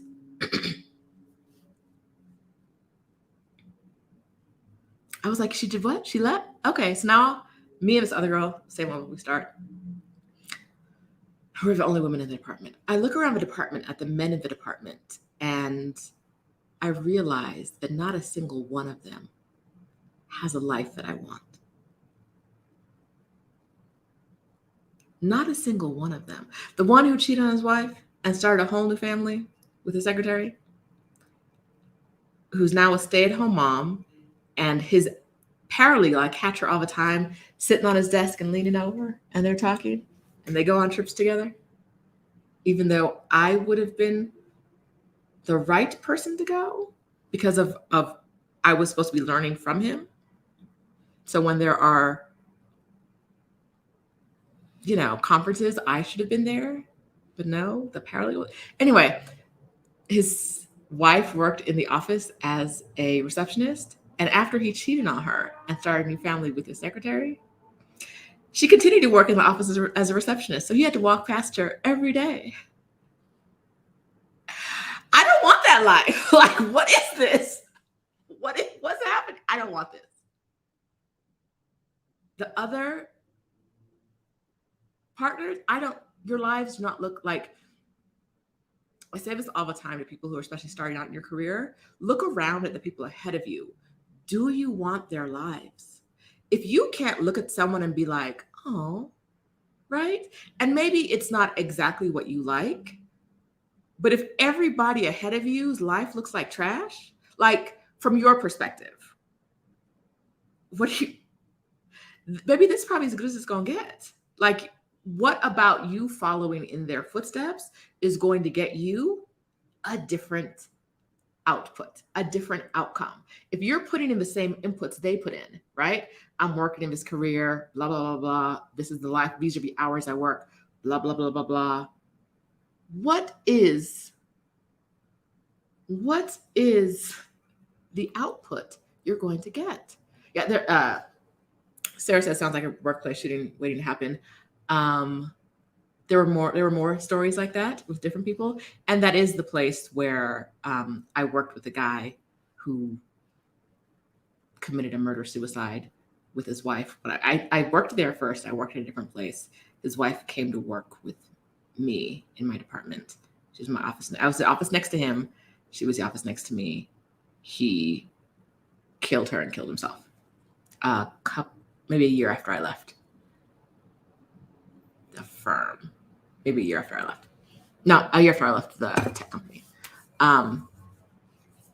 These are and he was the closest person to me at that firm in that department. He was that man, the murderer, was the person who was kindest to me in that department. He was the person who was friendliest. He was 1 year ahead of me, friendliest to me. He was the person who looked out for me the most. A few years later, murder suicide.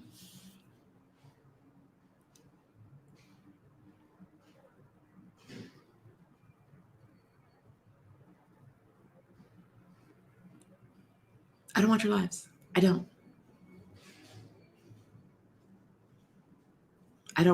want your lives. Like, look at what you might get from all the inputs you're putting into the job and see. I had so many coworkers, thinking one in particular, this is not at the law firm, it's somewhere else, that wouldn't go home. But like, we'd be like, what's he doing? What's he working on? And nobody can tell because he's there reading the newspaper. You have multiple children at home with your wife, and you're here morning, noon, night, all day long because you don't want to go home. And you're maybe like 4 or 5 years, no, maybe 6 years or more ahead of me in your career. What?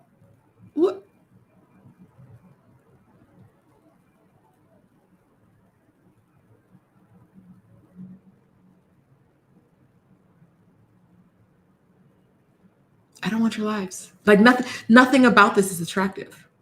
Y'all don't go on vacation. Y'all are bitter. Y'all are angry. Y'all are unhappy at home. What about this says, yes, you've been here. You were here 5 years or whatever when I got here. This looks like it fosters a really great work-life balance, which doesn't really exist, but whatever. Or it fosters like a set of being here promotes happiness. No, it doesn't. Look at these people. They're all unhappy. Every person I've worked with in every department, just unhappy as shit. The person who was kindest to me, who kind of took me under his wing, who didn't treat me like I was trash. Because some of them did treat me like I was trash. At the law firm, some of them treated me like I was trash under their shoe. The one who did not. I left the firm in 2009.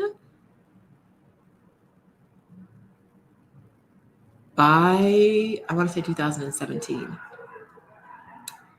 Got married, had a couple of kids, killed his wife, killed himself. And the fact that I worked with him, I had an office next to him. And then I had at my next job, his wife had worked at the firm and they made her leave. When they got before there was any drama, and there was never any drama. This was out of the blue. Before there was any drama, the law firm told her they were disappointed in her for getting with him, and then politely asked her to leave. Subtly asked her to leave. This man is a partner in the law firm. And she's an associate. There is an imbalance of power and you're disappointed in this woman for being in a relationship. I'm not disappointed in the man for starting. Just tell you how toxic this place is. I heard this from her own mouth. She was like, they forced me to leave. She told me this. They forced me to leave. So she left. She came and worked with me, the car company, office right next to each other. I left, and less than a year later, I think. And I'm like, I was friends with both of them. Met them individually, right? Friends with both of them. Wild. Absolutely wild. And you're never going to convince me that work didn't play a role. You're never going to convince me that work didn't play a role, and that all them people at the firm we worked at were like, oh, that's so terrible, and didn't do anything, didn't address the issue in any meaningful way.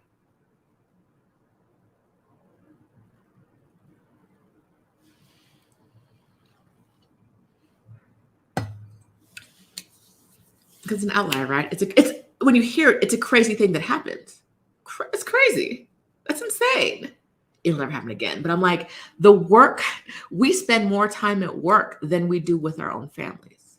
So if you're spending this much time at work, it's going to have a large impact on your life.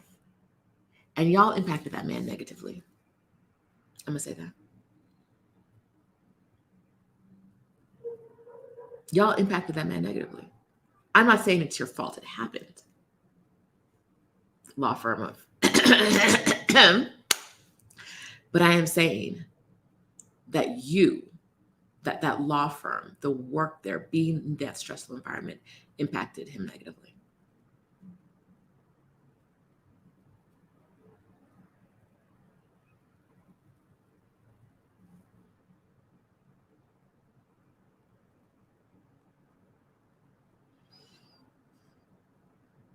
I can't, you see why I'm like, I can't go back. Like looking at my life through a new lens, I can't go back. Once I got out, I was like, absolutely not. Y'all got that. Y'all got that. Y'all have it. I will not be doing that. I won't be doing it. Mm-mm.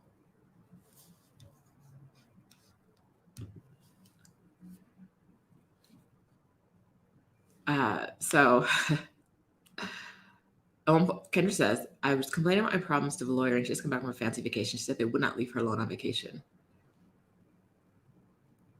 I cussed somebody out once for calling me while I was on vacation and took my department had my phone number. He called someone in my department. They're like, we don't know, but here's your phone number. Call her.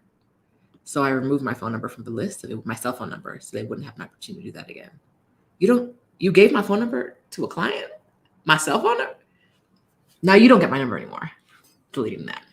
Now you don't have my number. So you can't call me because you had the nerve to give my number to a client. But it's not just lawyers that happens to. I know a bunch of y'all, your boss is still emailing you while you're on vacation. Your coworker is still calling you talking about, I can't figure this out. One time I scheduled a vacation to do something. I don't know what it was. And my coworker, we covered similar but not the same things. My coworker had a vacation scheduled a vacation after mine for the same time. Our boss was like, you guys covered the same thing. You guys cover the same thing. So you can't go on vacation at the same time. So she's going to go and you're going to have to change yours because she's going with her family and her husband has that time off. No. Y'all don't hear how crazy that is? You don't hear how crazy it is that I put my vacation in first because she has a family. I now can't go on vacation when I have it scheduled because we do the same thing, because you think that no, it's not 3 months. It's a week because you can't survive for a week without one of us here.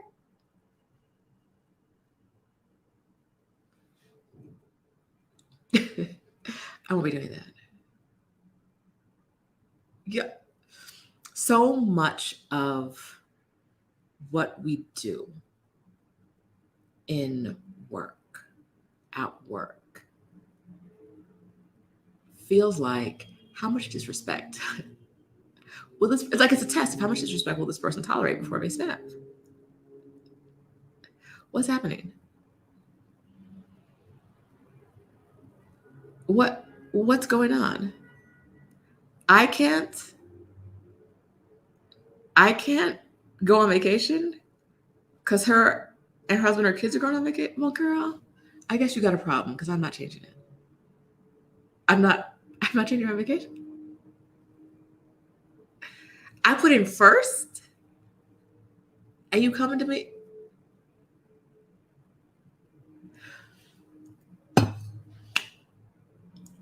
Single women are typically not seen as people with like needs or whose life isn't flexible enough to be put around other people. We just move your stuff because she got her family. Who would do that? I'm not doing that. I told y'all before, when my coworker left, we didn't do the same thing. He did bank and credit card stuff. I did car stuff. It's money, right? You owe money on a car, you owe money on a credit card. So there's owing money, but it's like a completely different set of laws. Completely different. When my coworker left, I was the only Black woman in the department. There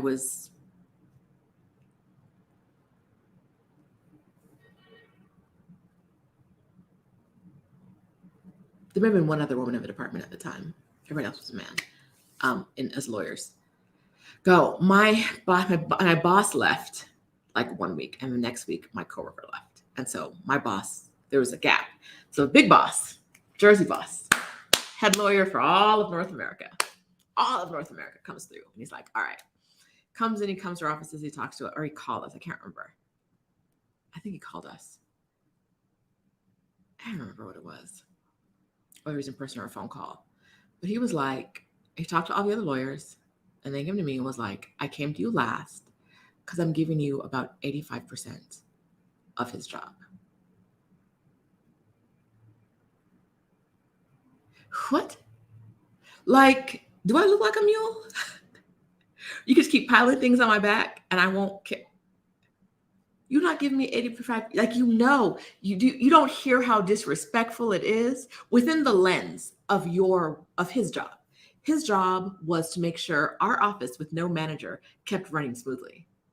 And as part of his job, he saw no problem burdening one person with 85% of someone's job and splitting 15% amongst 3 other people.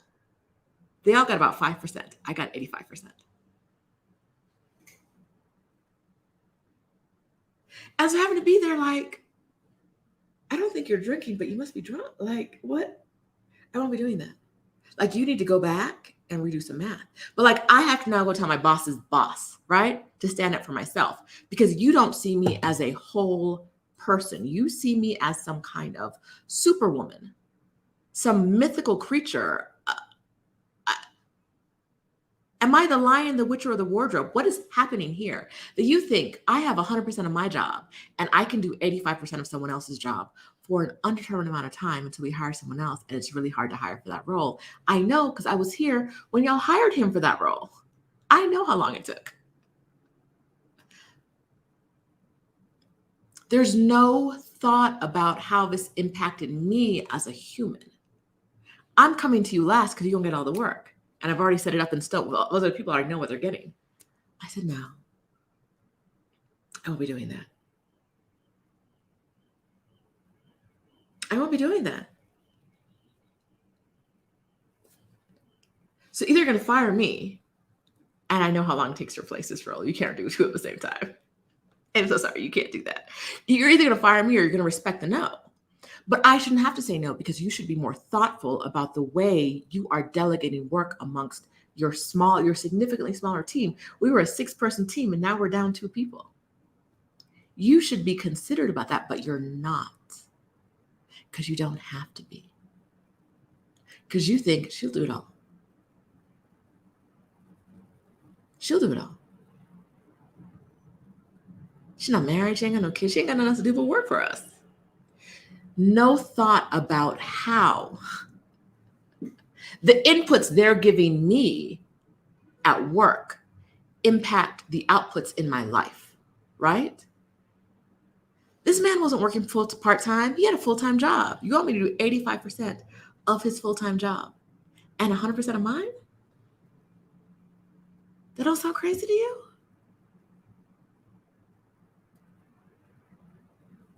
I got to work twice as hard for what I know is less than all the rest of the people are getting paid. I won't be doing that. It's not happening. It's not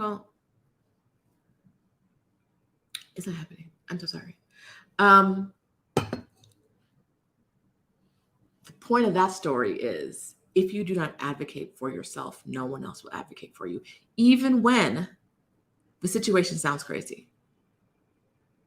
Even when the situation sounds insane. It sounds on the surface insane to ask one person for months. We're talking about months, maybe even a year, maybe longer, to find the right person to put in that position. A bank lawyer, not in New York. We need a bank lawyer in Central Ohio. A bank lawyer who knows credit cards, who knows banking law. Not in New York, not in Delaware. In Central Ohio, you need a bank lawyer? And I'm supposed to do 85% of that man's job until we find the right bank lawyer? Doesn't that sound crazy? Like, fixing your face to say that to another human would be like,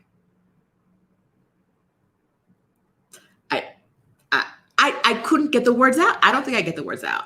I would be like, girl, I know this sounds crazy, but walk with me for a second. Like, I would be like, you ain't got to do that. It's going to look like I'm giving you 85%, but here are the things you never have to do, because we're just going to pretend they don't exist.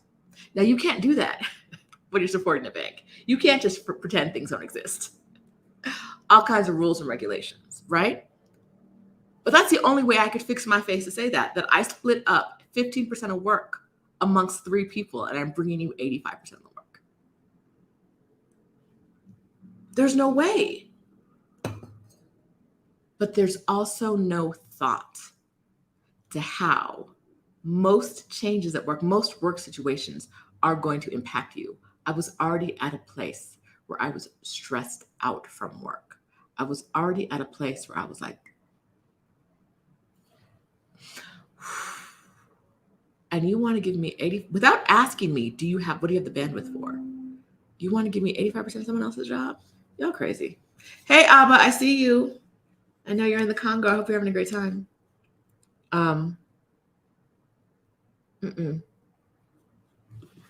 This is crazy stuff.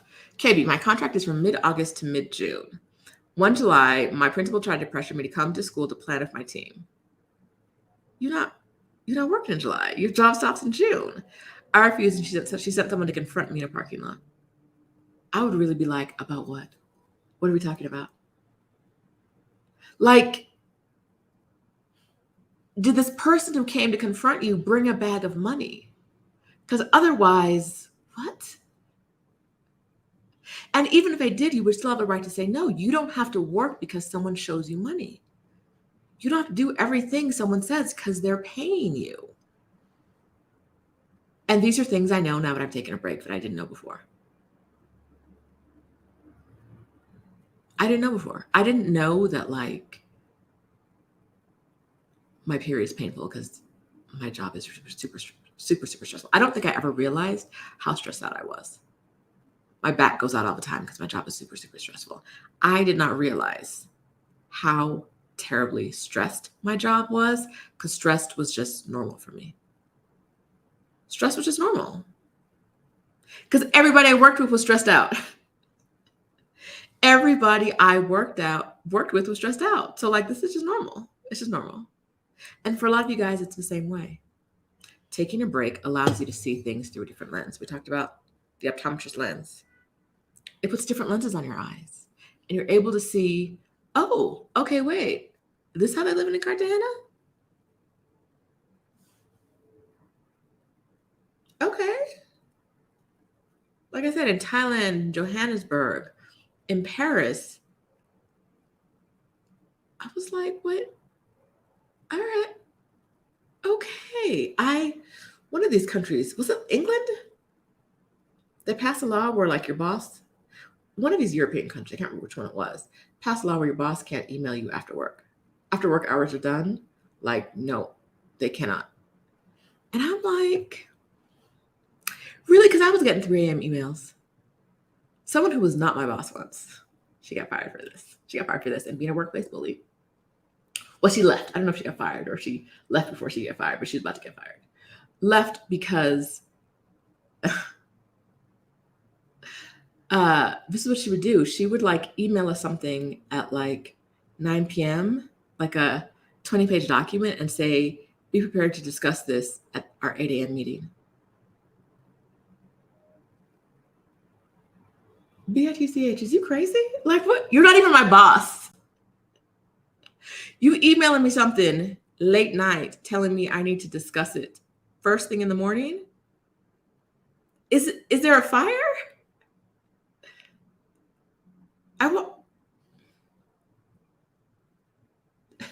What? That kind of environment where everyone is stressed.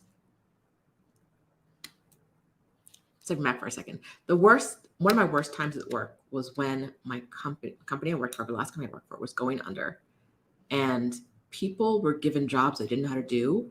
So naturally they got stressed. And when they got stressed, what they did, instead of trying to figure out how to do their own job, they took it out on someone else. And for some reason, people think lawyers can do everything. They know everything. I don't know. Maybe I don't know what you're talking about. So a lot of times when they got stressed, they tried to take it out on me, or by like giving me their work, or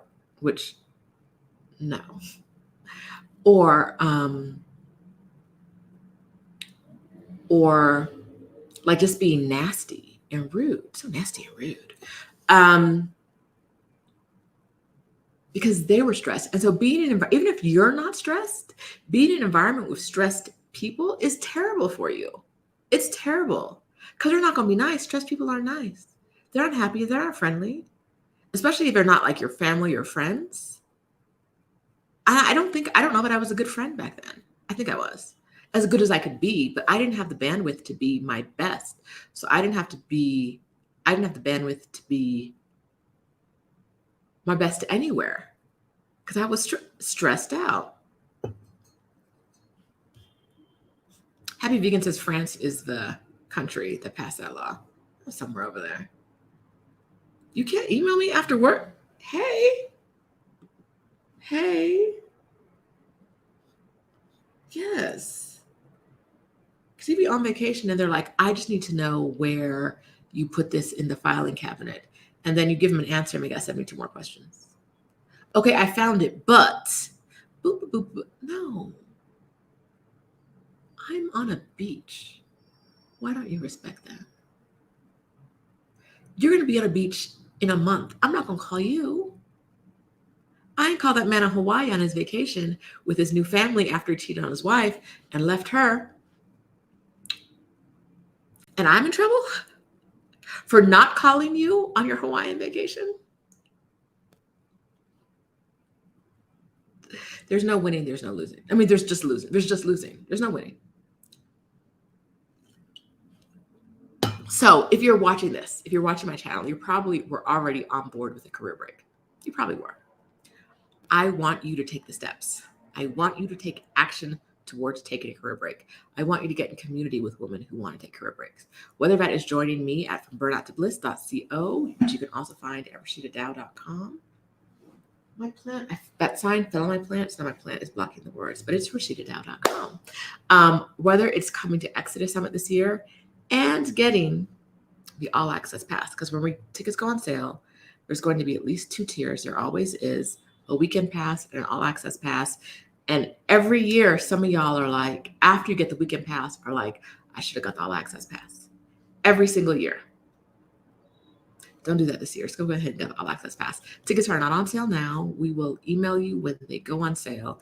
If you are on the wait list, which is, typing it again, thesummit.com/2023. Come to the summit. Be in community with women who have the same vision you have. It will change your life. Whether that is my group coaching program, whether that's Exodus Summit, whether that is joining an accountability group, whether that's doing a local meetup. And here's my thing on local meetups. Within the Exodus Summit Facebook group, which you can find at exodussummit.com/community, I'll take you to our Facebook group. I've been to a couple meetups, and what happens at all the meetups is the women are like, "Hey, great, love you, meet you. Oh, this was so nice," and then they grab their bags and go their ways. No. If you do not get the phone number or contact information, email address of someone new, you ain't go to a meetup. I'm telling you this now. You go to a meetup, an Exodus Summit meetup, get someone new's contact information, someone you didn't know before, and stay in community with that person.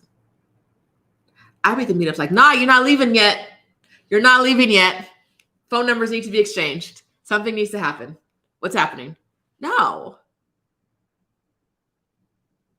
You need community. So get that community. Be in community of people who want the same thing you want. Take a break. People who don't understand career breaks are never going to encourage you to take one.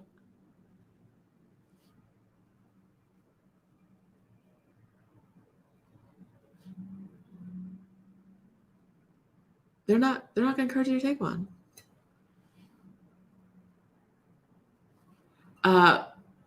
Polly says, if we went last year, are we automatically on the wait list this year? No. But if you went last year and you haven't unsubscribed from our email, we probably have your email. You probably get our emails. So you'll get an email about it. I don't know if you'll get an email at the same time as the wait list. We haven't worked out that stuff yet. When I have all the answers, I'll give you all the answers I have. You will get an email. You'll have time, right? So between now, here's the thing.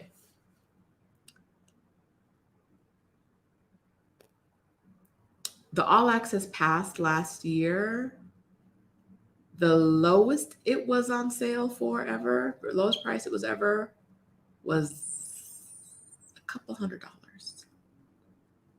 It's not going to be less expensive this year because we're doing more this year. It's not going to be less expensive. So if money is tight, now is the time.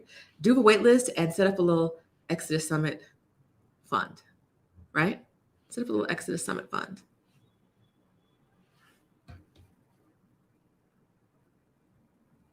Because you're going to want that. Like, honestly, I'm not saying this just to say it. Every single year, women who get the weekend pass are like, I should have got the All Access Pass. So get on the wait list now. Put some money aside for the All Access Pass. And put some money aside for Cape Town in February 2024, February 16th through 20th, I think. February in Cape Town, our next Exodus Summit meetup. I don't have the details yet. Tickets are not available. Even if you could knock on my door right now, I could not get you on the list. My mama the other day was like, oh yeah, I'm going to Cape Town. I was like, woohoo. Because you don't have a ticket. What are you talking about? The other day she was like, oh yeah, so I'm going to Cape Town next year. And I was like, I legitimately was like, when are you going to Cape Town? And she was like, with you. Are you? Because nobody has a ticket yet. But Cape Town, put your coins aside for Cape Town, put your coins aside for the summit. Put your folded money aside, not your coins. Put your folded money aside. For both those experiences, they're coming up. We'll have more information about them this fall. The All Access Pass is totally worth it. Karen says, All Access Pass for me. Yes. Happy Vegan says, I wish I could join you in Cape Town. I'm in South Africa living in Joburg. Happy Vegan, why can't you join us? Are you not a Black woman? If you are, tickets will be on sale.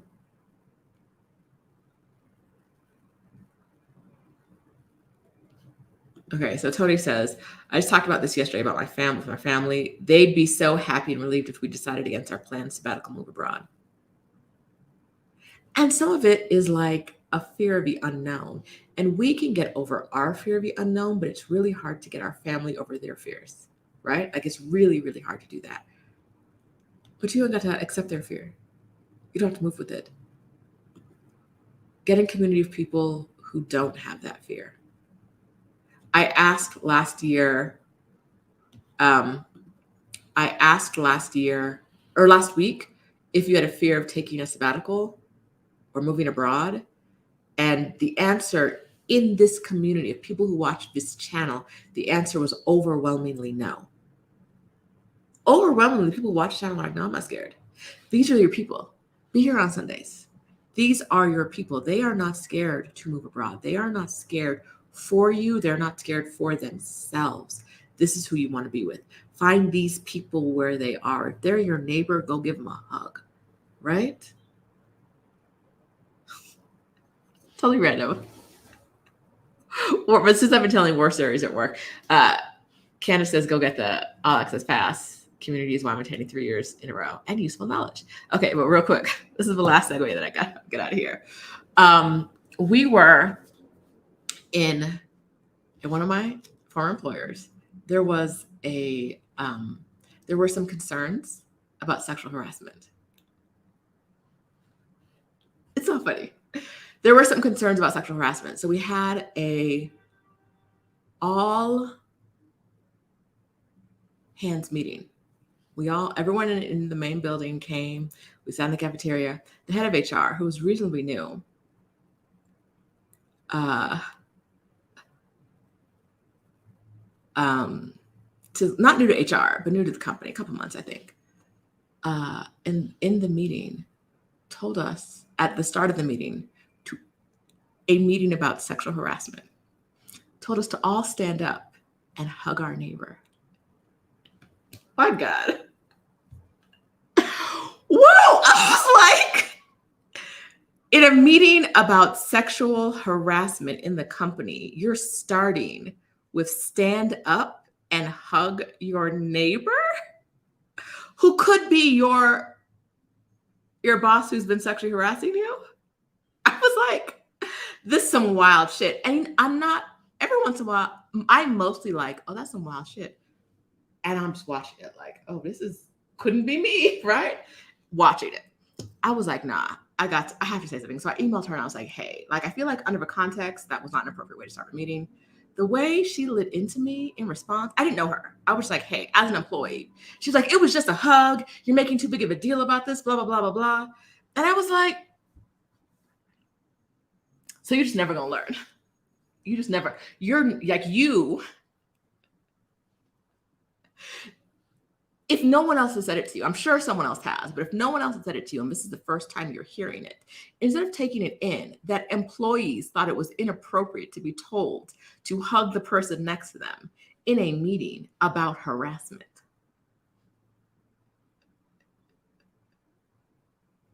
Instead of taking that in, you go off on me over email about how I'm wrong for making a big deal out of a hug of a coworker.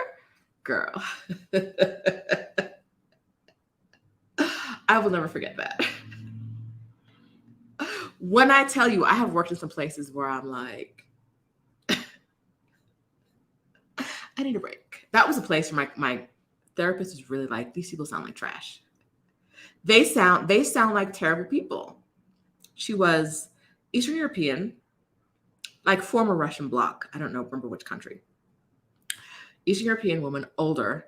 And she was like, she said that I credit that therapist for saving my life, because she was like, what is the least amount of work you can do and not get fired?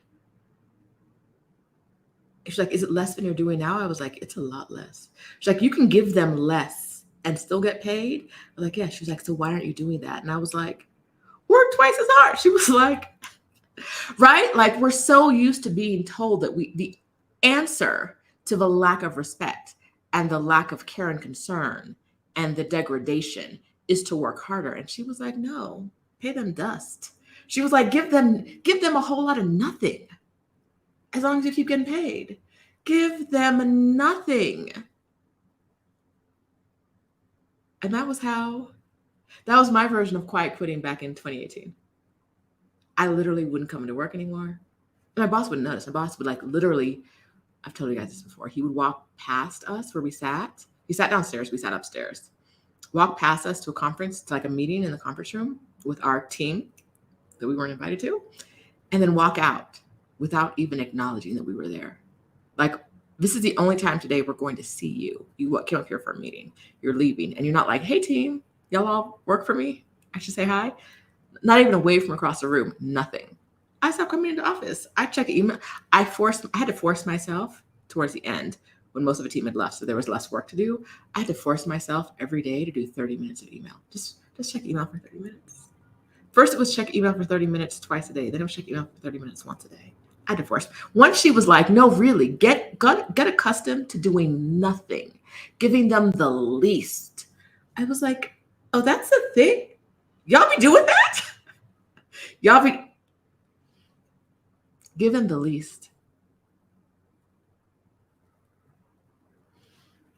Oh, BJ says, I've taken that all the way to HR. I'm assuming the lady saying that with a printed email as receipt. She was the head of HR. She was not the head of HR for like my office or my department. She was the head of HR for the entire company. Who was I going to take that to? The head of HR was like, you being too sensitive when I told you about hugging your coworker. Who could be the person harassing you? Who knows? She was the head of HR. That was her approach. That was her response to an employee as the head of HR for a global company. You're making a big deal about nothing. It's just a hug. Why? Why would you tell us to hug our coworkers? Even if it wasn't a meeting about harassment. Even if it wasn't a meeting about harassment, why would you tell us to hug our coworkers? If you said high five our coworkers, I'd be like, okay, whatever. If you said like ask them their names, okay. A hug?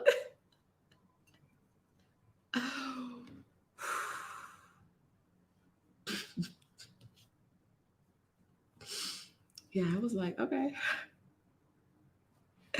Let me send this to my personal email so I have a record of this forever.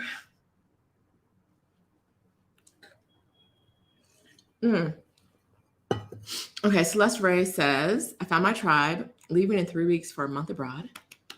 3 weeks in Ecuador, 1 in Panama. Exodus Summit paved the way. I'm telling y'all, Exodus Summit is the way, the light, the truth.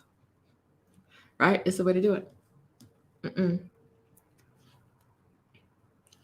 It is definitely the way. Don't do it.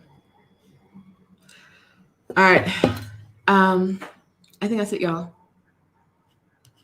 What are we going to do this week? What action step are you going to do to change the inputs you're giving, right? Or have the outputs match the inputs? There should be an action step for you this week. Think about it. Think about it all day today. Doing more work isn't the answer. When I did less work, then the inputs that I was giving in match the outputs that I was getting, right? I was putting in what I was getting back when I started doing less work. I was getting crap back, so I started giving them crap. I felt a lot better. Honestly, it was great. It was great. I worked like 30 minutes a day. The company was going out of business. They needed me around just so they could say they had a lawyer. I wasn't really doing anything. That's not going to be your story necessarily. It might be, it might not be. One of my clients from Burnout to Bliss was working like 12-hour days or more, 16 to 12-hour days, and then was like, but I feel kind of stressed. You're working somewhere between 12 to 16 hours every day. For a salaried position, when your salary is based on an 8-hour day. For a salary position, you're working 12 to 16 hours a day. Girl, if you don't want to take a nap and tell them people to leave you alone. And she had medical issues come up. She had medical issues arise, and she knows they came from that job. Medical issues that will stick with her for a lifetime. They're not things that go away. Things that developed that will stick with her for a lifetime because she overworked in a job that she should have paid dust. What can you do? So I never talk about quiet quitting here because I don't really like the term because it's talked about like not doing more than you're supposed to do, but you're already supposed to do too much for too little. So what's less than quiet quitting? What's less? Do less. That's why I don't like the term.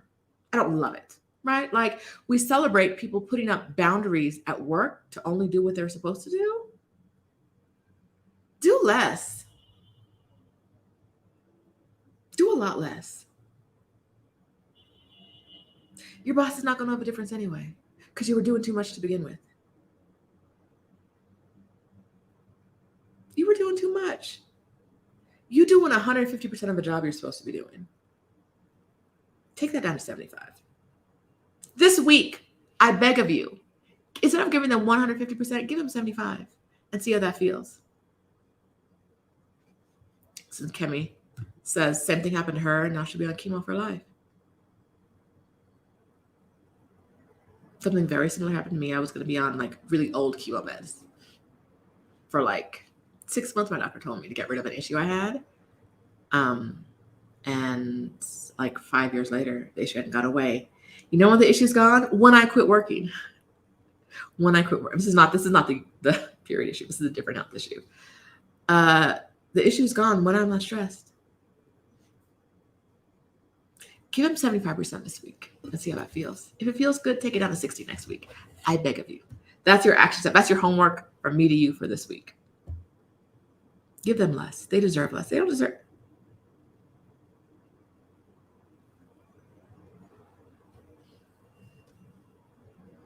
Do less. All right, y'all. Go have a great weekend. I'm wishing you the best. Love y'all so much. I love you guys. You're here every Sunday. If you're watching this, give it a thumbs up. If you haven't subscribed already, subscribe. If you haven't turned on notifications, turn on notifications if you want to. I don't like notifications, but if you have notifications on, turn on notifications. I'm going to tell you all this. Is a story. Another segue. My mama hits me up every once in a while. She's like, I think last time we were together in one of the countries we were in, she was like, oh, YouTube isn't working right. I always get alerts when Adelia's going live and when Stephanie's going live. I never get alerts when you're going live. And I'm like, hey, baby, it's because you have notifications turned on for Stephanie and Adelia, but you don't have notifications turned on for me. That's why YouTube isn't trying to sabotage you or me. You just never turn your notifications on for me. So if you want to watch these lives with me and you've never caught one before, turn on your notifications. All right? Press the button. Press the little bell. Whatever. And I'm out of here. Anissa, we out of here. We did the work. Watch the replay. This was a good one. I will talk to you guys later. Bye. Thanks, Jay. Talk to you guys later. Bye.